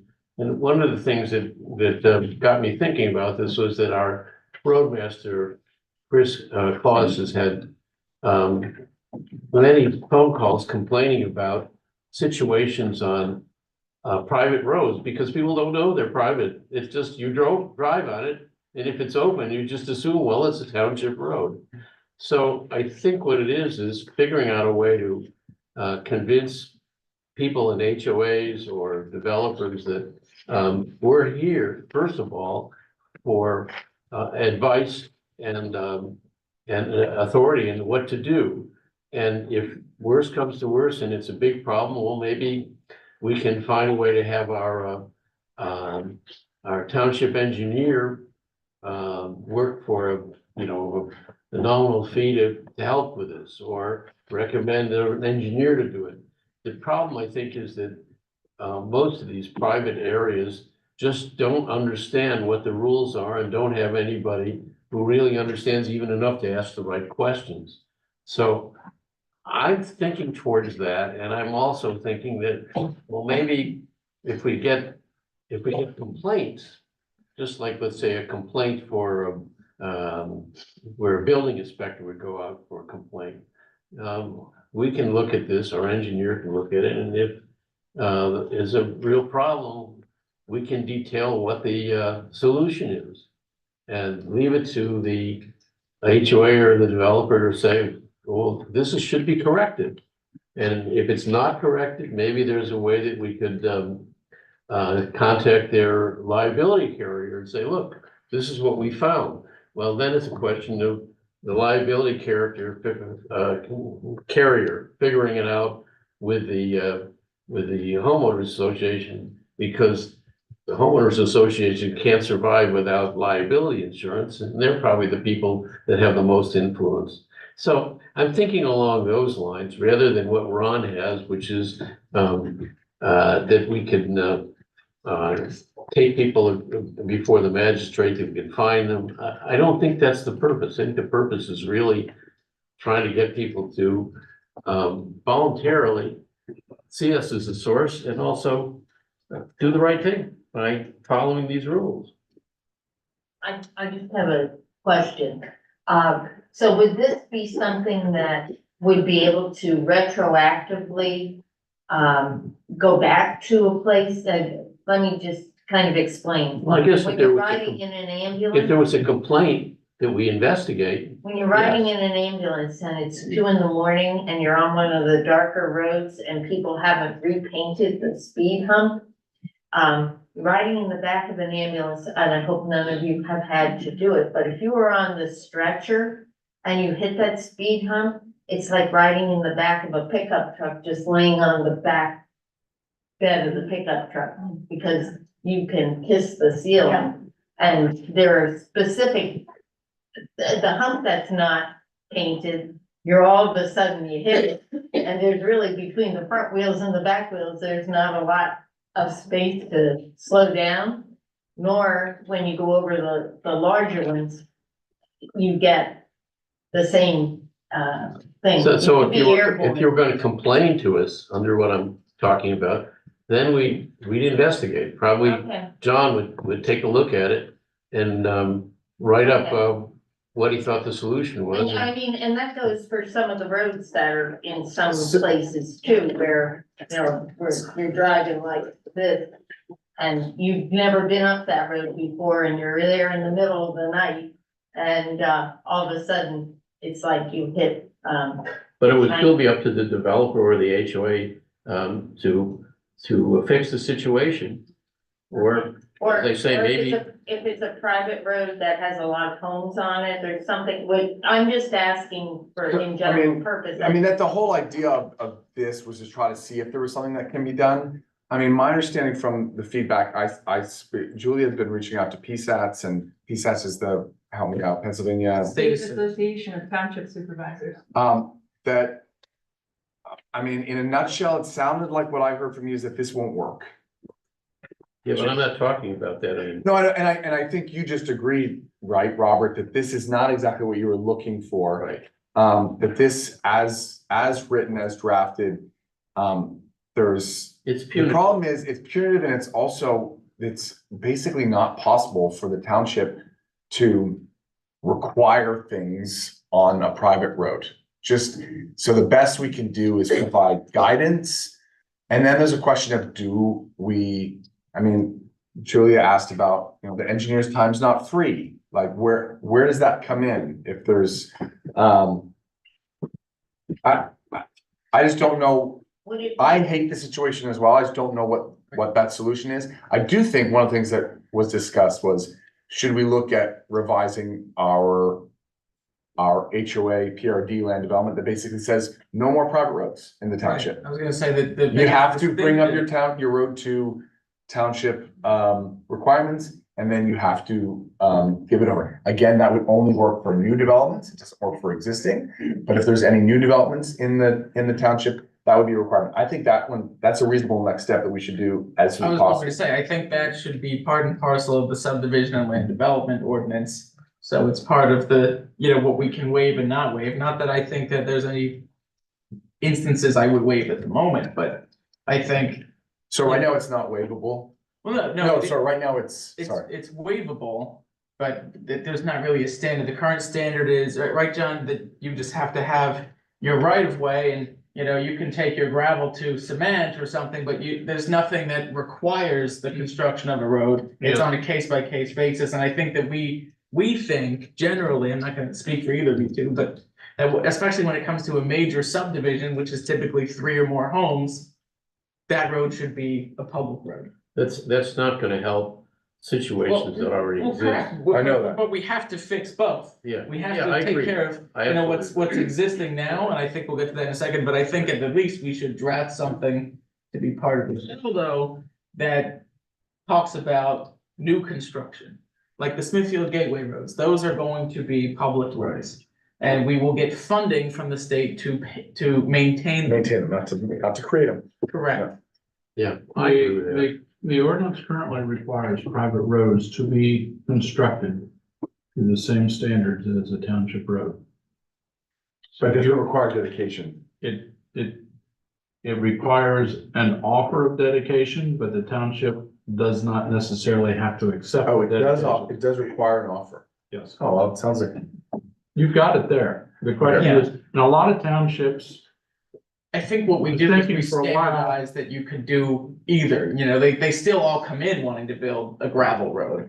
well, I guess. yeah, but we usually catch that, flag that, and Right. reverse it during the review Yeah. process. Right. A lot of townships don't want to accept the roads because they don't want the cost and the expense of maintaining them. What usually happens is even when a private road is built to township standards, if they're not maintained, no road lasts forever, as we all know. And once the potholes start to develop, it's just a continuous deterioration from that point forward. So the benefit of the township taking them over to both the residents and anyone else who travels on those roads is that the township typically keeps their roads in pretty good And we shape. receive state funding to do so. You Not receive that, not liquid that fuels. much, Not but much, liquid but you fuels. do receive liquid fuels. Correct. Well, and my feeling is that any roads that are private, that aren't township roads, are owned by, entities like HOAs that are gonna go broke. Because the cost of repaving has become so high that I don't think they can afford it, no matter how much they put in reserves. I without even thinking, I could name 5 HOAs that are in that situation right now within 25 miles of here. We did have one in Smithfield a few years ago that you and Ron had to go to arbitration for. Right. So where do we go from here, guys? What do you think? We've got two different Right. questions, but Well, one, I So I think. mean, is it a question of some sort of resolution that provides a guide to HOAs on what their standards should be? And I mean, I don't know what can be done. I mean, that's a staff. Well, it's a step because there's no guide now. Well, if there's no Nothing. safety ordinance for this right now, should they not say that basically they have to meet the same standards as other public roads? I Tell me if think you there's could, not. I'm sorry, I didn't mean to. No, go ahead. I think you could do similar to what you do with your stormwater management ordinance. The town, some townships accept dedication of the detention basins, some townships don't. But regardless of whether they do or they don't, those detention basins have to be built to the same standards in the SADO. Your road ordinance says the same thing right now. What the stormwater management portion of the ordinance requires is that the township be granted an easement to go in and inspect those detention basins and the ability to direct the owner to make any necessary improvements that might be required. And if the owner fails to do that, the township has the right to make those improvements and back charge. The right, but not the obligation. The right, but not the obligation to make those improvements and back charge the owner. Well, you can't do that. We can do that for new developments, We right? do that, yeah. I mean, whatever's existing, we're stuck with and we have to figure the best way out. Right. But moving forward, I like that. we could eliminate those problems that Yeah. we face from the past. Is that an easy draft to do? Cause it's just we're taking, we're looking future. Draft. We've got the language already. Yeah, we got, it wouldn't take much to modify it from the stormwater. We have to run it by Ron, I'm not an attorney, make sure that it can be applied to a road, but logically, to me, it sounds like it should be able to. Could it be used? I mean, feasibly, stormwater issues can arise after something is developed, but everything is still subject to the stormwater maintenance ordinance. So would the same principle theoretically apply? That if there's an existing road issue, we could say, look, you have to have these, speed bumps that are acceptable per PennDOT guide X. I think you can find the language somewhere already. I mean, you can't just go constructing something willy-nilly that is in violation of the health, safety, and welfare of the traveling public. Right. I think you're covered in the second-class township code, if nowhere else. That's my opinion. So we separate this into two, make it less punitive in this. And we establish newer rules for the for new applications. I'm 100% behind cleaning up our saldo so that any new development, we don't run into this problem again. Yeah. I just, from everything that I've heard from PSATs and across the entire state, it doesn't seem like this holds water, and I think we all agree this is too punitive and, raises liability issues, and I just don't know what that solution is for current things. A guide, and maybe it's a guide to, there's things we can do by resolution, like you just said, like we can share this information. If it's something that we're getting a lot of people here making complaints, we can, I mean, the reality is someone like the ambulance or EMS, they're gonna have more power to be able to go to the HOA and say, we won't go into your community unless you fix these. No, they issues. can't do They that can't. by law. They have. Oh, but if we could. If they can't go, if they can't reach it, No, there's a difference between not being able to versus being able to while destroying your equipment. You're basically still required to destroy your equipment, Yeah, Yeah. which is ridiculous, but. Right. we've gone, and in the past, we have gone to HOAs, and some of them have actually modified things and corrected some of those things. Others just put more in to Right. make it exciting. right? That's good. And let's remember that it's not just HOAs, it is developers, and even Wyndham Resorts has a couple of speed bumps that should be replaced. I think they know about it, but they, same position, if somebody just put them in, well, okay. Didn't realize there was any rules. So, Are speed bumps required by law? What, these speed bumps you're talking about on private property? No, they're not, There's- no, it's the opposite. There's concern because there are speed bumps that are that are not built to recommendations from PennDOT. But that was a question I asked PSATs, and it's not a requirement by PennDOT, it's a recommendation. So it's really hard to say you have to do something by the way it's been recommended to be done. Unless your own local ordinance says it must follow those PennDOT recommendations. Right, which we can do under our roads, but it's not our road. Well, that No, goes back, but under the approval process, if Under it's brand new. I agree with you on the new roads. I agree 100%. It's the goes back to the stormwater example. Same thing, Correct. right? And and that's exactly how it should say, based on PennDOT Yeah. recommendations. I mean, I asked the PennDOT guy that exact question at the PSATs conference. So I'd like to there's see no- what you come up with, you know, No maybe, such thing as. a maybe you could required- become our counselor if, No. you know, if engineering doesn't work for you If anymore. it's not a zoning matter, because they're private developments, but that's typically where the zoning becomes a thing, particularly in like a PRD case. Does in fact, there exist the possibility of enforcing a general Well, safety hazard, chapter, is that still possible, whether it's specific to roads it could also be or in not? chapter 10, which is safety.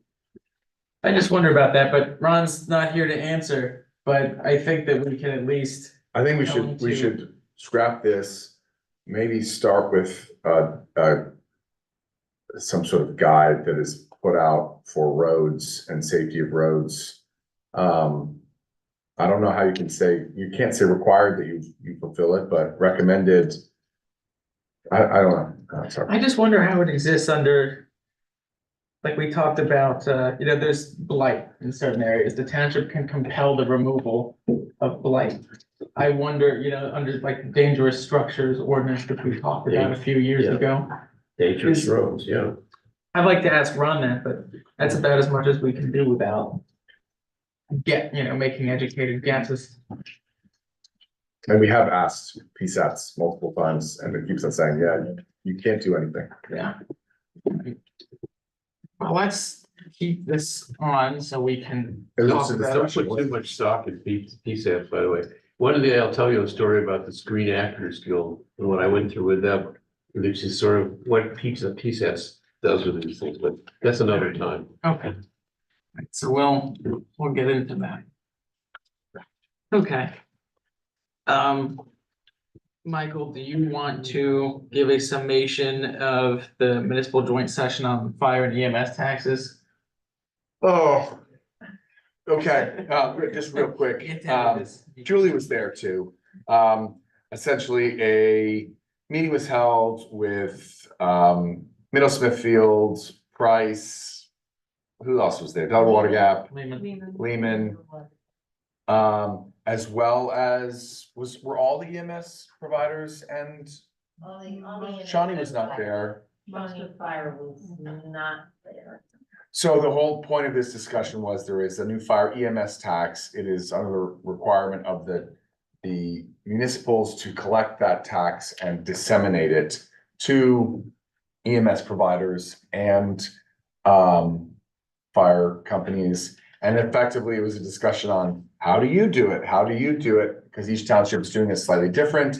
They're determining how it gets broken out between the fire companies and the EMS, how it's done, when it's done, what reporting is required. Based on my view, based on that meeting, is there's no way everyone's gonna agree on the same thing generally. But I think we'll get to like there's a basic agreement that there's gonna need to be an audit, which some of the fire companies haven't been doing before, so that's gonna be new for them. There's gonna have to be some reporting requirements. Ultimately, it will still be up to each municipality to determine what they want to do and whether they want to go along with the other municipalities exactly. Can't we just do what we want to do and forget the rest of them? I think we can. I think there's the reason to try to go along is we don't want EMS providers and fire companies to have to provide 3 completely different reports, 3 completely different, invoices, all that stuff. So making it a little bit easier would be nice. Making sure they only have to do one audit, not like, oh, we require an audit with this, we require. So I think there's a value in having this conversation. When's the next meeting? May 1st. May first. Nothing was decided formally, just And that for we what have to it's make a worth, decision by the time the money starts coming. We're taking in money already. And Right. people talked about, for EMS, in some cases, it may be necessary to be monthly because they don't get the same, consistent federal or state reimbursements from Medicare, Medicaid, et cetera. But fire companies, were more than okay with quarterly. Yeah, and there's also, I know Middle Smithfield plans on withholding some funds and putting it in escrow as a sort of rainy day / capital investment fund. I don't know that I think we should do I that. don't think so. Maybe letting the fire companies and EMS decide and invest in their own escrow accounts to purchase capital investments. That again, so I think there's gonna, no matter what, there's gonna be differences. But I think it'd be good for us to continue to have those meetings to make sure it's as easy and simple as possible for our providers as we can. Right, and it's formalizing a lot of what already exists. They, provide us monthly reports, Control Center provides us just the same, and they also verify. So those reports are the same. Right. Or somewhat consistent. There's a question there, yeah. Jacob, yeah, I'm Guy Miller. I'm chairman of Monroe County Local Emergency Planning Committee, or the LEPC, it's known. And I reviewed the draft report that came out for all the municipalities. And This is that 100-page. yeah, The JON stuff? yes. Yeah. Okay. Yeah. And my first question is, the meetings that you're having, are they public meetings? Yes, I guess it was. I got an invitation. they're advertised, yes, they're They're public advertised? meetings, Okay. yes. The reason I bring it up is in that report, and I know it was a draft, and I know it wasn't received well by some people, other people liked it or whatever. But there were 11 recommendations in there. Right. Outside of the funding, that was a big one. Is there any plan to do anything with the other recommendations? Especially the physical and health issues? Well, I think when you're talking about like the ladder truck and. Well, there's a lot of issues. Right. I mean, there's a ton of them. Yes, Some I think personally are false. Yeah. sure. Other ones I think are spot on. And there's some other ones that can go either way. Yeah, I think that once every municipality had the ability to submit comments and or questions, which would be incorporated to a final copy of the report. And I think that at that point is when we're going to address most of those recommendations. Like, I think you and I both saw that having an organizational statement is no different than the mission statement that all of those entities have already. Like, that wasn't necessary. I think he made a policy call that said eliminate cable franchise. Maybe that works for Middle Smithfield, but that doesn't necessarily work for us. So I think you're right. There's definitely some discussion, and definitely if you're available May 1st, I don't think we know what time yet.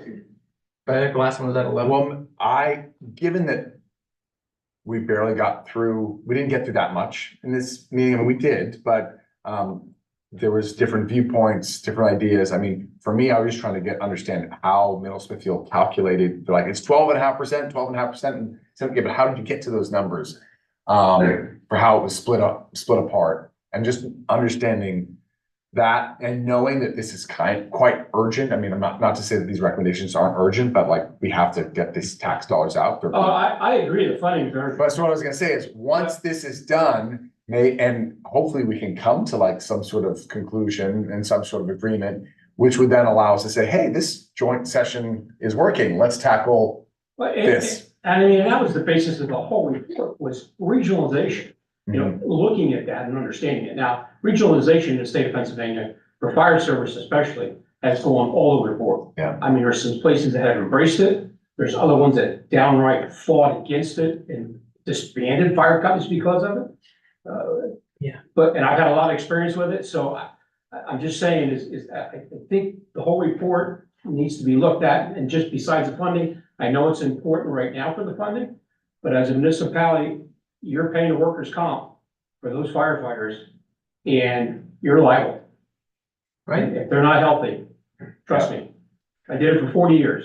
Yeah, I think it's a great point, and Also our EMC at one time. I think I mean, Julia, we should bring this up as we get closer within this sessions to getting to some sort of conclusion, to say, hey, let's not stop meeting, let's continue to meet and start to tackle some of these other issues. Absolutely. All right. The other, yeah, thank you. And the other topic that came up as a result was to send a letter to the county and the school district asking them to consider establishing the same type of volunteer service tax credit that we have here in the township, in which if you're a qualifying member of either fire or EMS, 100% of your municipal tax burden is exempt. Can be exempt, yeah. Correct. You have to Right. meet eligibility certified by your chief, et cetera. And so Middle Smithfield did their homework, and we can do that and exempt fire and EMS in addition to the municipal tax, which is fantastic for those folks who give so much. But the same is not true of the county or the school district. So my understanding is in the group that she originally reached out to, not all of those townships have already enacted this. And it seemed a little bit inappropriate for those to be signatories on a letter requesting to the Yeah. school board and the county to do something if they're not doing it already. So I think it might make sense to hold off on such a letter until that gets worked I out. think only one of these municipalities does not currently have it, right? It's Price. Yeah, that's correct. And Delaware, Ooh, I don't know. You know, Move ahead with it. does Delaware Water Gap Borough have a volunteer service tax credit program? I think I saw Annette today and she said I think there's at least one other that doesn't. Okay. So the problem is you said can't have a no letter on that Zoom. comes from, what? And that said no on Zoom. I can see that. No, what? No, Delaware Water Gap does not have it. Oh, that's what it was. So that one. But aren't we just passing this so we can collect these letters together? Isn't that the purpose of this? No, the idea was to have a joint letter from all the townships to the county and to the school district recommending. So, I mean, I think it's a good idea. I think it's just, we need to make sure who's on that letter. Yeah. But I have. Is Delaware Water Gap in Strasburg? School School district? Yeah. Yes. Strasburg School Yeah. District, so you're talking two different school districts. Correct. And you would only really have effect on East Stroudsburg for that part, not for the county, but Yeah. for East Stroudsburg. Correct. There we are, right? Yeah. Okay. Well, I mean, I would have no issue voting to sign on to it just so long as it doesn't go out until all four are signatories. Well, let's make a motion for it to, Is that okay? Michael. Yeah, the motion is that this draft can go out so long amended so as the listed townships are all already participating in such a tax relief incentive program. Yeah. Second. Consider that a motion from Mr. Albert, a second from Mr. Levenheim. Any questions? Questions from the audience? No? Hold on, oh, we got another chat. Oh, It's Annette. I know it. Delaware Water Gap is a different school. Oh, they district, do but have they one. can Participate in the county letter. okay. I mean, for what it's worth, it can also be sent to Strasbourg. It's just another stamp. But, you know, okay. All right, all in favor? Aye. Okay, I'd like to consider, Alex, do you want to explain this quick, the two EAC appointments just for edification of folks? Sure, there's Alex, Conservation Recreation Director. There's a vacant position on the Environmental Advisory Council. Ken LaSure had attended the meeting last week and expressed interest based on the context of that meeting. And by ordinance, the supervisors appoint chairperson, Julie Pat's here, and she was voted in as the vice chair, if they couldn't vote chair. And I had to, I recommend to you that she be appointed chair based on that vote. And you would accept? I was in that meeting as well, and I thought she did a great job Awesome. hosting the meeting. So I'll actually make a motion to, where is it written? To appoint Pat Owens as chair of the Environmental Advisory Council to a term ending 1/6/2025. Motion by Mr. Albert, second by Mr. Levenheim. Any questions? All in favor? Aye. Aye. Okay, Congratulations. yeah, congratulations, Madam Chair. Thank you. And next is the. Mr. Chairman, would you like to consider Ken's appointment? Yeah, I was about to do that.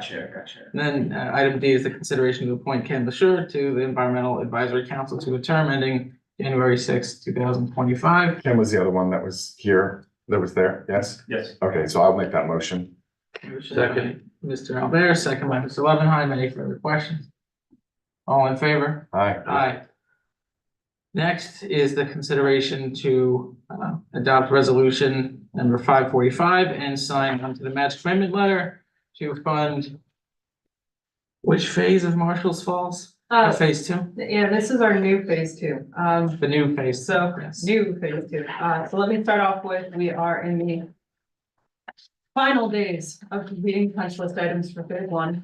So now we're turning our attention to being able to fully fund phase 2. As it stands right now, we have a DCED grant for about $367,000 for this project. What we are planning on doing is applying for this DCNR grant that expires on, whose term we need to apply for it by April 3rd. In order to get another $175,000, which will fund a platform on the other side of the bridge and create a staircase up the steep slope on the far side, so we will have access to trails. The idea with this is that there is a match commitment letter. It does say that the township is contributing $175,000. We are not contributing that money. That is that DCE grant that I already mentioned. So this will not cost the township additional funds via commitment letter. And the match is allowed to be, Yes, it's another- we are not allowed to match, State. like DCNR funding to DCNR funding, Uh-huh. but we are allowed to match DCED funding to DCNR funding. that's good, right? Yes, so our plan with this, this will fully fund phase 2, our new phase 2 for the improvements that I just suggested. And then we're going to turn around immediately, hopefully later this year, and start funding, fully funding phase 3, which will be the demolition of the house, which is already partially funded, and the creation of another parking lot. Because as we've seen, the 12 spaces that we have in there, just looking at it and the number of people that generally go to parks is not going to be sufficient to handle loads over the summer. Which house? The Marshall's Falls house. Oh, The old house. oh, Will the new parking lot be connected to the old one, or do we need another house for It that? depends This on is not what water. PennDOT wants. Originally, the plan, they said, we don't want them connected, we want it separate. Then they flipped around and said, no, we want it connected, we don't want it separate. So, Barry Isaac is actually in informal discussions with them right now, drawing up basically both sets and ideas with a sketch. So we can figure out what they want and not get rolled into another 3 or 4 or 5 year HOP problem. Perfect. is this is the park that's opening? Shortly, yes. Yeah, I wanted to mention that. So we picked the date. We're going to open the existing park on April 11th. Stay tuned for more information on that. So it will be open and we will plan accordingly for security. It's going to be really cool and I'm happy that we can finally have people there. Okay, Mr. Chairman, I spoke to Tara Crowe. She's available for those dates. perfect. Okay, yeah, we invited anyone that helped and we're looking forward to that and hopefully Senator Brown can make it as well. Also, in accordance with what I previously stated, I'm going to recuse myself from voting on this item, but I will preside over Why are you recusing yourself? because I have a direct hand in allocating LSA funds. Oh, right. So you forgot to recuse yourself. No. All right. I hear a motion. Motion to approve. Motion by Mr. Levenheim. Do I hear a second? I'm just showing what this is to, the resolution number 545 and match commitment letter. Yeah, I'll second. Second, Mr. Albert, any questions? Yeah, the Marshall Falls, where? So they got a grant for $367,000, correct? Sir, can I get your name Yeah, my name is Patrick. I'm a resident here in Smithfield Township, and your last name? Pollock, Can you spell that for me? Pawlik. Thank you. Mm-hmm. And my question is, so our property tax went up and some of that had to do with the statues that are in the parks? No, No. that's another grant it's an LSA grant. So There's so that grant is Yeah, gonna no, go to the it's no money. statues or are we in charge of paying for it? It's no money from the tax funds at all. Correct. The statues are part of a waterfront wellness park phase 3. That whole project is just over $150,000. The township did commit $12,000 in match, but the entirety of the statues is being paid through that DCED LSA And grant. that's $90,000 for the 3 statues? Right, and that has no impact whatsoever on taxes because that's all grant money. Alright. Right. Grant money comes from collected taxes, right? Just so. The grant money that we're talking about, Pete, is from gaming terminals. It's from the local share account funds. So that would be different than a DCNR grant, which indeed is partially funded in the budget. So Commonwealth. slot machine revenue. Excuse me. 90, you're saying $90,000 was used to buy the statues in the park? Ma'am, may I have your name, please? Patricia Markowitz, Can you spell Markowitz for us? Markowitz. Thank I'm you. just curious, because I'm getting different stories and I just want to know what the truth is. Sure. Were there 3 statues purchased and what was the cost of it? Yes, and the contract on that was roughly, it was the exact 90. Yeah, it's about $90,000. But they are not the wooden statues that you may be told that they are. They are sculpted to withstand weatherization and potentially vandalism and other things like that. Well, why did they need the statues in the first place? Do they really need the statues? Couldn't they have used the money for? It's a whole project, which is another trail in the park, which is made specifically so that people with either sight problems or hearing problems can use it as well as other children. That seems like an awful lot of money for 3 statues. Well, we didn't pay for the money. Hold on, like I said, they are very different than they are manufactured custom for that grant. Well, while I'm asking questions, I have another question. I understand that the waterfront, that building, they were thinking of tearing it down because it needed a new roof. Is that true, or is that just the? We're talking about the park house. The park house. Yeah, park house. What about it? Right around the corner. No, she's asking about the rumors that will be torn down, but no decision has been made on the park house, but it needs much more than roofing. Structurally, it's deficient. I mean, just so you know, I just asked Julia, I guess there was an engineering report that was done on the subject. John, you went there. And there was an engineering report indicating that it was not structurally sound, and so I've just requested that to see it before any decisions are made around that, but no decision has been made on that. Well, couldn't that building be fixed up? Well, that's what I asked. Some grant, and that building be used for public for different? Well, that's absolutely the intention, regardless of what occurs. If it's torn down or not, it will resemble the character that it has now, and it will be a public space like it was supposed to be. You know, when you have years of dormancy in a building like that without maintaining it, 60s electrical equipment, there's missing floor joists. I forget how many you counted, but you and Tino both. They took out some floor joists to put in the oil tank, as I recall. If I recall correctly, it's rated for 21 people. So what you're saying is if the building is torn down, there will be a new one constructed in Sure. place? Without a doubt. Okay. We haven't made any decision to tear it down, and certainly our intention is not to, you know, when you see other people revitalize historic structures, they often lose their luster. That's not our intention at all, if it comes to that, but. And right now, I think the idea is it's in such bad shape that it can't be used safely. At least that's my understanding, that if you can maximally have 20 people allowed in it because it's technically not safe. It would really be nice to see if you could come up with some kind of funds to eventually restore it to some. Well, it might be good when we get to start having those conversations, Julia, to add another ticker on the website and maybe a link to the engineer's report that shows that it's not. Absolutely, and to further this sort of conversation, both Alex and myself are in the process of researching different routes that we can pursue in order to do this. Because in effect, what we want to create is kind of a community center. There are a couple of different grant options that we can go.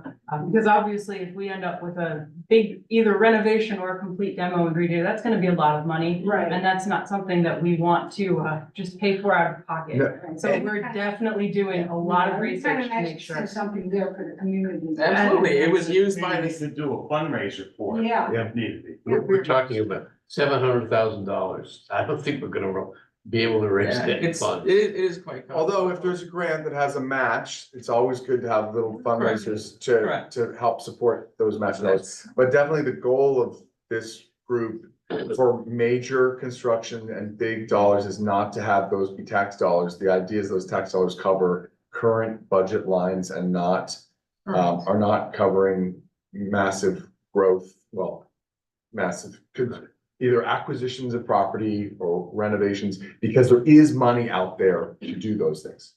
There's recurring funding between now and I think 2026 that deals specifically with federal funds for community gathering centers. I know we just got an email from the legislature on that, so there's a lot of options and none of them are going to be, you So know. you won't, before you tear it down, you'll have something in your mind to replace it? For sure. We hired an architect in 2023 to do some draft work to examine the facility as it stands now and do cost comparisons, and, you know, the results of that are more or less just bearing out at this point. So that's why we haven't done anything since. One of the things that would be part of it is a new soccer kiosk behind it, which would have public bathrooms in it, which you don't have now. And part of the cost is, Russ can tell us, is we would run a sewer line from where it exists now on Seven Bridge Road into that building so that we could put in public bathrooms for people. That right now we can't because, well, first, we don't have the structure, but also it's all rock, and there's no place to put a septic system in there that would hold that Also, volume. the water for the municipal center here depends upon the piping over there at the moment too. So there's a few concerns. Christine, you had something? Just a little bit of history on the house. That house was first, the issues were first identified with that house, I'm gonna guess in probably 2015 or 2016. With And the it started bats. out with the bats in the attic. And then from there, inspections were done, it was found that joists were missing, and so this has been going on for quite some time. And you've probably never been in it, but it's all cut up in small rooms so that it doesn't lend itself to used by the public because you can't get more than, 10 people in a room. Legally, only 20 can be in the building. Maybe at the moment. 20. Yeah. It's right now it's used only by the Boy Scouts for meeting once a week. Yep, okay, yep. All right, so without anything else, I'll call for a vote on that item. There was a motion by Mr. Albert and a Up to the second match. by, Yeah, and a second by Mr. Levenheim. All in favor? Aye. I'll recuse myself, so let the record reflect that. Okay, and now we can move to public comment. I just have a question for Julia. Can you tell me, were all of the minutes from the stenographer for the zoning board hearing, were they submitted? How are they all written out now? I only see one of them on the website. What about the second meeting? that's the one that we received. There was a mistake in it. It still said Brian Barrett was there and not me. But she fixed it. Yeah. She fixed it already and she resent it. We're not talking about the zoning board hearing, we're talking about the conditional use. No, you are talking about the I'm zoning, talking she's about talking the about the zoning board motocross. Oh, I'm sorry. I thought you were talking about conditional. She is talking about the I'm motocross. sorry, my bad. That I don't know if we got that. I have put up on the website what I have received. But I will touch base with Lois, and we'll find it and we'll go from there. It's possible, I just wasn't copied on an email, but I'll look into it. Okay, great. Thank you. Yeah, absolutely. Any other comment? Yeah. Mr. Kroll? Sure.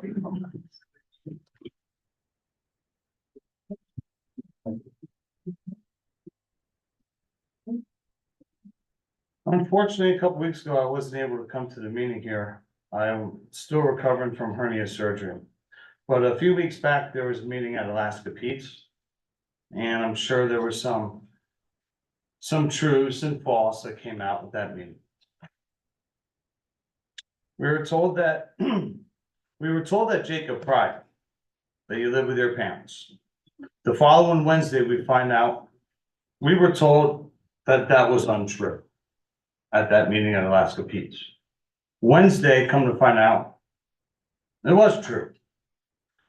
At Alaska Pete's, we were also told that not only did you live with your parents, but the home is property tax exempt due to his father being 100% disabled.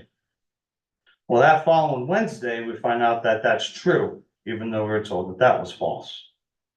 I have no problem with disabled veterans whatsoever. My father was a Marine. My brother was in the Air Force. When my mother and father went to the VA, they were sat down and told what benefits they had available for them. Not one mention about being property tax exempt from my father.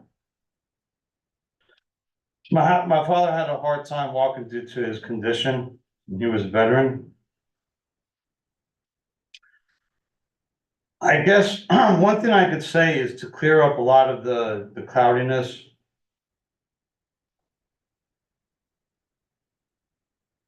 Jacob, did you expect that your township residents wouldn't feel betrayed when you and your panel raise our taxes 40%, 47%, while your parents are tax exempt?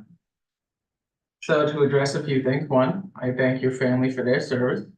Two, I do live with my parents, as many people in our community do. So did I when I was your age. Correct. Three, my father is 100% permanent and total, so that is the difference. I don't know if that was the case with your father. I wouldn't judge if it was or wasn't. I think it's important that we make sure veterans have those resources. Okay. I'm gonna answer your next question. I don't think that people feel betrayed. I think people are frustrated. I think that we're frustrated too. No one here was excited to raise taxes by what we had to do. No one expected to bail out fire or EMS. But we had to make tough decisions. We had to, we talked a lot about roads tonight. We had to increase our budget for paving and for capital improvements because our loader broke. We had to buy a loader. We had to put salt in trucks. We have to replace those trucks, many of which are from the 90s. All of those things added up, and unfortunately, we had to do what we did. Now, we have heard alternative plans, some of which would result in less funding for the Visitors Bureau, because the competitive grants that the county offers is from the 4% administrative fee that the treasurer's office takes on the hotel tax revenue. So yes, there are grants, but they're for beautification, not for operations. And we didn't consider this lightly. We make sure that those meetings are done in public. They were advertised. Whether or not individuals could make it, they were also on Zoom and on YouTube. We do our absolute best to involve everyone in these decisions. Our meetings, we used to have meetings at 4 o'clock in the afternoon that people couldn't make. So when I became chair, we changed that. So, we're doing our level best, and it's been an aggressive plan to catch up, being lower than 12 other municipalities, but we have to do what we have to do. And unfortunately, that results in an increase. I don't expect that to continue at all. But if we didn't do it now, we could spend theoretical reserves, which were saved for the township's portion of the sewer bond. We could wait 4 years and then raise taxes 60%, or we could get on the right financial path now and make sure that we can replace our equipment as it breaks and set up a cycle. So there's a whole litany of things that, I addressed there, but I hope I'm very clear in that, we appreciate careful planning that's necessary. Unfortunately, some of our preceding colleagues didn't do that effectively enough on some of these issues. On others, they did fantastic. This is one of them where there's a difference. Well, one of the things I said about clearing the air, okay? It might be beneficial in the situation that you're in with family and people being upset with the taxes and yada yada going up 47%. Would it be beneficial if you guys let the disabled veterans know in the county or in the township that if they qualify, that they should look into receiving the benefit as well? Absolutely, they should. So, and another question is. Well, hold um, on. Oh, go ahead. With all due respect, on that issue, that is something that is handled at the state level. And then boards of supervisors, school boards, et cetera, counties, they do not have discretion, to accept or reject that. It's statutory that you do it. If someone's 100% permanent total and they meet the income threshold, et cetera, then they qualify. So we accept it, but it's not our resource. We promote it. And in my other job where I work for State Rep Madden, this is something we've done. We held a Veterans Expo last year at the Middle Smithfield Municipal, their community center and library. We've done that. She's speaking at an event to combat stigma, and we're going to talk about that resource. I mean, we're doing these types of things to make sure. And that was in Middle Smithfield or Smithfield? That was, the event was in Middle Smithfield. Okay. So we do our level best, and this is something I care about deeply, given my family's service, because it's not just my dad, it's my grandfather. We all have family that serve, we all have friends that serve. Plenty of people I went to school Thank God with for the did. service. Absolutely. So it's something that I care about, and it's something that I anticipate doing at a community event on at some point. All right. Because that might secure a vote for you for next time, if you had a community event and said, hey, disabled veterans in Smithfield Township, come to this meeting and see what benefits. I can appreciate that, and we're working on things like that, but I'm gonna do that regardless of whether or not someone's gonna be, feeling toward voting for me or not. We try to make our best decisions regardless of the political impact. I've seen and heard what people have said about me, most of which flagrantly false, especially when it comes to my family, regardless. But I think open conversations like this are necessary. I know that your rhetoric is very different than what you're speaking of here. You were here before when it was about your signs. I remember that. We disagree on those things, but that's okay. We can talk and communicate about it. And that's exactly where I'm at with you here. It doesn't have to go as far as some individuals go, but this is the forum, to discuss these things. And we welcome that civic involvement. And like I said, there was cloudiness, like the statues. We were told that they came out of our taxes, and here they're not. With all due respect, I think the individual that professes these things is someone that deliberately does that. That's why she's not sitting up here next to me on my right. And this is a forum. This is a place where there's, let's hope, total transparency and where you can get answers to questions that are actually factual and truthful. Yeah. Going to Alaska Pete's, I don't know. I wasn't there, but I can imagine what happened. Well, I don't know if you can imagine what we felt like when we got the tax bill and had to open it up, and our jaw hit the floor, 47%. Sorry, I mean, how come you guys couldn't do like 10% this season, 10% the following season? The reality is we 10% have following. the last several years. We've tried. The biggest increase you saw was from the county, and which is not here. They went up, they went up 23%. Did they that's the biggest dollar amount. They went from 3.2273 mils to 3.9773 mils. We went from 1.325 mils to 1.96 mils. And yes, there's the fire and EMS. Fire and EMS was brand. That's And library. added on to that. They do have grants of fire and. They do, but they're not for operations. The cost of a ladder truck, like Mr. Miller was talking about in the JLN study. No, that's not considered relief. That's equipment. Well, yes, but what I'm saying, it doesn't fund operations. The grants generally are competitive for that. The reality is, if everyone's competing, you're not going to get it. Delaware Water Gap Fire Company bought a 20-year-old truck from Marshall's Creek Fire Company. Marshall's Creek Fire Company, because they serve us in Middle Smithfield, which both now have multifamily developments, multi-story buildings going up, they need a ladder truck. The cost of that is roughly $1.5 million, and the build-out time is 48 months. It will continue to go up in cost. An ambulance, Debbie, how much does an ambulance cost? Ambulance fully equipped is gonna cost roughly $300,000. Right. It's a house. And sitting in the back row are two of the principals of Bushkill Ambulance.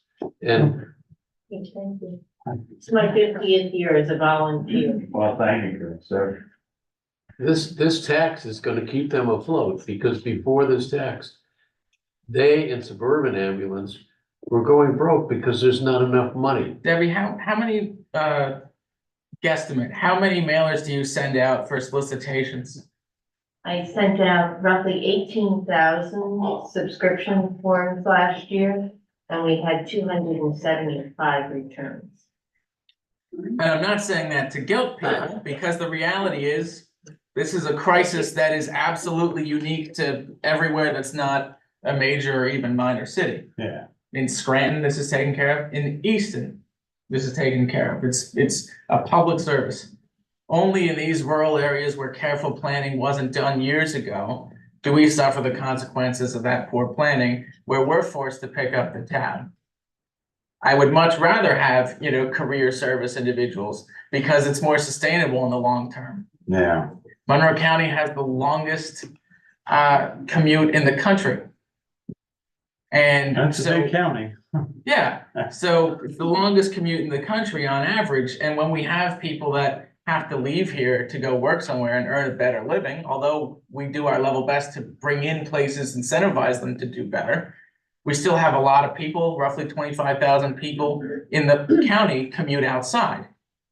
And because of that, you're going to have less volunteers available, so we have to sustain the service, and there's eventually going to be hybrid models. EMS is already hybrid. The vast majority are paid, but there's definitely, a level of volunteerism, and with fire, they're all volunteer. That's drying up. So the funds that are available are to help them get, maybe get a new truck, get a new wrap, get a gurney. Marshall's Creek needed 16,000 to go get Jaws of Life that were wireless, because it's not advantageous anymore to have to bring a power supply, to charge, Jaws of Life to break someone out of a car. All of those things went into this.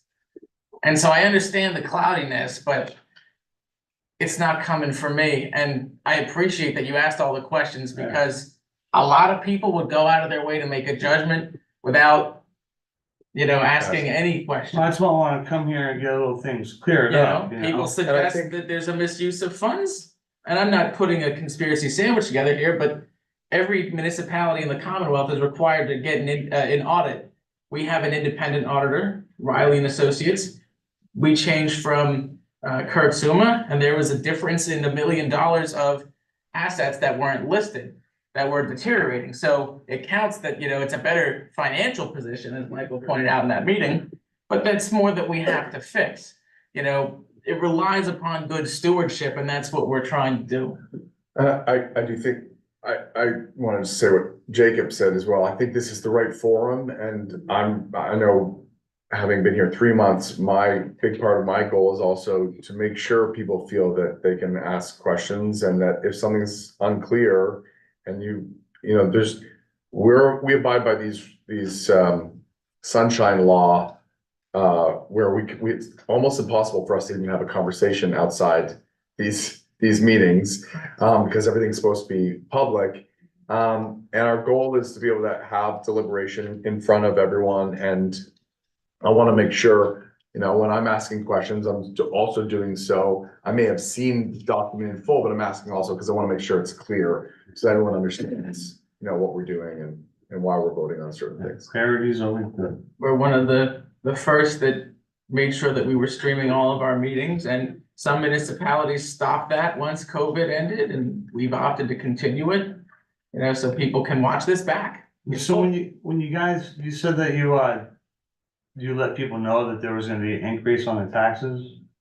Yes. How did you guys do that? Zoom, you said? Well, in public meetings, yes, Alright. and obviously in conversations, sure. I think that we. Because a lot of people can't make it to the meeting, so maybe like an email, Well, that's why phone call, and that's letter. one of the things that we're working on. I wish that was done a little bit better in the last cycle. The reality is, these guys, none of us knew that the county was gonna go up that much as well. Nope. I think I didn't make that vote, but I think if it was entirely known the county was gonna go up that significantly, and maybe there would have been efforts made to sort of pull it out a little bit more, because that was the largest dollar amount. It's you saw nice to know difference. that, yeah. But they didn't know. So how do you know that, oh, shoot, those other taxes are gonna go up as well at the same time? And everyone's gonna be like, oh, crap. So we came up with that 47%. Oh, it wasn't, Well, I mean, I don't, with all the numbers I've said, we don't have to go into that. yeah, But I can speak to how it, came about. I mean, when we budget, we factor in everything possible, and then we weed out the things that aren't gonna be possible. So there's not everyone submits more or less a wish list. I think if our public works director had, a perfect world, we would be able to replace our dump trucks that are ailing. We're on a schedule to do so, but I think it would be great if we could speed that up, but we opted to, we had to fix the paver, the new paver that we bought. That cost about $12,000. Have a couple of trailers that need to be replaced so we could actually safely put the paver on it and not jeopardize our crew's safety. All of these types of things. I think that, over the course of 3 budget meetings, we were able to nail down pretty well what the expenses were. It was just making sure we knew what the revenue had to be. All right. And so those meetings are in October every year. yes, So October, for taxes? for budget, basically, a budget gets approved and then the millage by law has to match so that you can fund the budget. So for example, how would my mom know if the taxes go up? She don't Zoom, she don't We really. have those meetings, the budget meetings in the evening. they have been in the morning in the past at roughly 10 a.m. It would be so much nicer. That's such an important meeting that you would hold it in the evening like this. I think that'll be a consideration. In the past, we had professionals that helped prepare the budget. Now we have a full-time, in the last 2 budget cycles, we had a full-time individual who was able to prepare the budgets. We used to rely upon outside consultants, like a local accounting outfit. And at this point, we have a full-time finance director. And they're going to be the ones that are, putting together that data. So it is possible. It is possible. I'm not gonna promise it because that depends on our schedules, and we don't want to do it in the same evening. Like if we had to do it tonight, for example, we would be here till 11 o'clock. Well, I think the people would appreciate it and understand more what's going on instead of getting information secondhand from people who don't know anything at all. Just trying to stir up trouble. But you can watch it on TV too. These are all But broadcast. I think those are all good points, and we're happy to consider that. And give us your email. We're doing an email, distribution. That's something that we're doing. Diana's here, and part of, her role here is to give us that presence. She does get great email, but she doesn't do Zoom. So we're happy to, we're happy to do that. Just send all the people in the township. Yeah, and look, there's something. Email, a letter. In my other job, there's something that we have called constituent tracking system, which allows you to track your interactions with constituents, so you can figure out who you answered a question from, and, you can compile emails. So right now we have a loose association of systems that allow that, but we're in talks to look at another system that integrates all that and makes it a bit easier. So I'm hoping that that's something that, we can talk about, in the near term. And you said that it's possible that you guys could do, a meeting for veterans locally. 100%. To let them for know sure. that they are. 100%. And it could actually be countywide, because it's not just this township, Right. it's across the state. Yeah, Right. Absolutely. But of course, Absolutely. this township is our residents, so they have the right to know that as well. Absolutely. All right, thank you. Appreciate it. Yeah, thank you. And I just want to say, you can say, you're okay. I'm just gonna say, I wanted to thank my parents who have been at these, especially my dad, Thank you for your his service. I hope that, the individuals that talk about my father's service will consider, that the reason why he served our country was to permit all of us to be able to do this in a peaceful environment. And without my dad and my mom, I wouldn't be here. So I appreciate it. Sure. Yeah. Can I just say something quickly? Sure. Motion to adjourn. No, Yes. We've been Oh. residents of Smithfield since 1996. Not that it matters, but we paid all of our taxes from 1996 until 2015.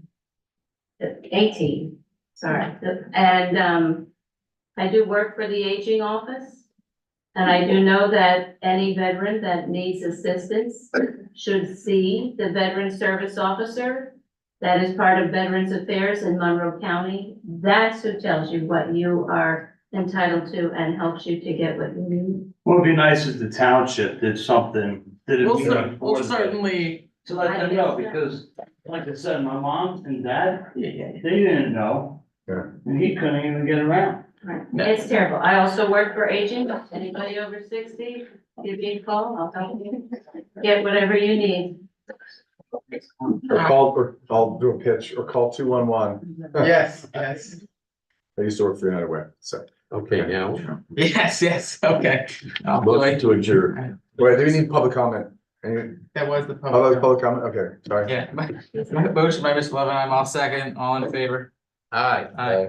You're adjourned.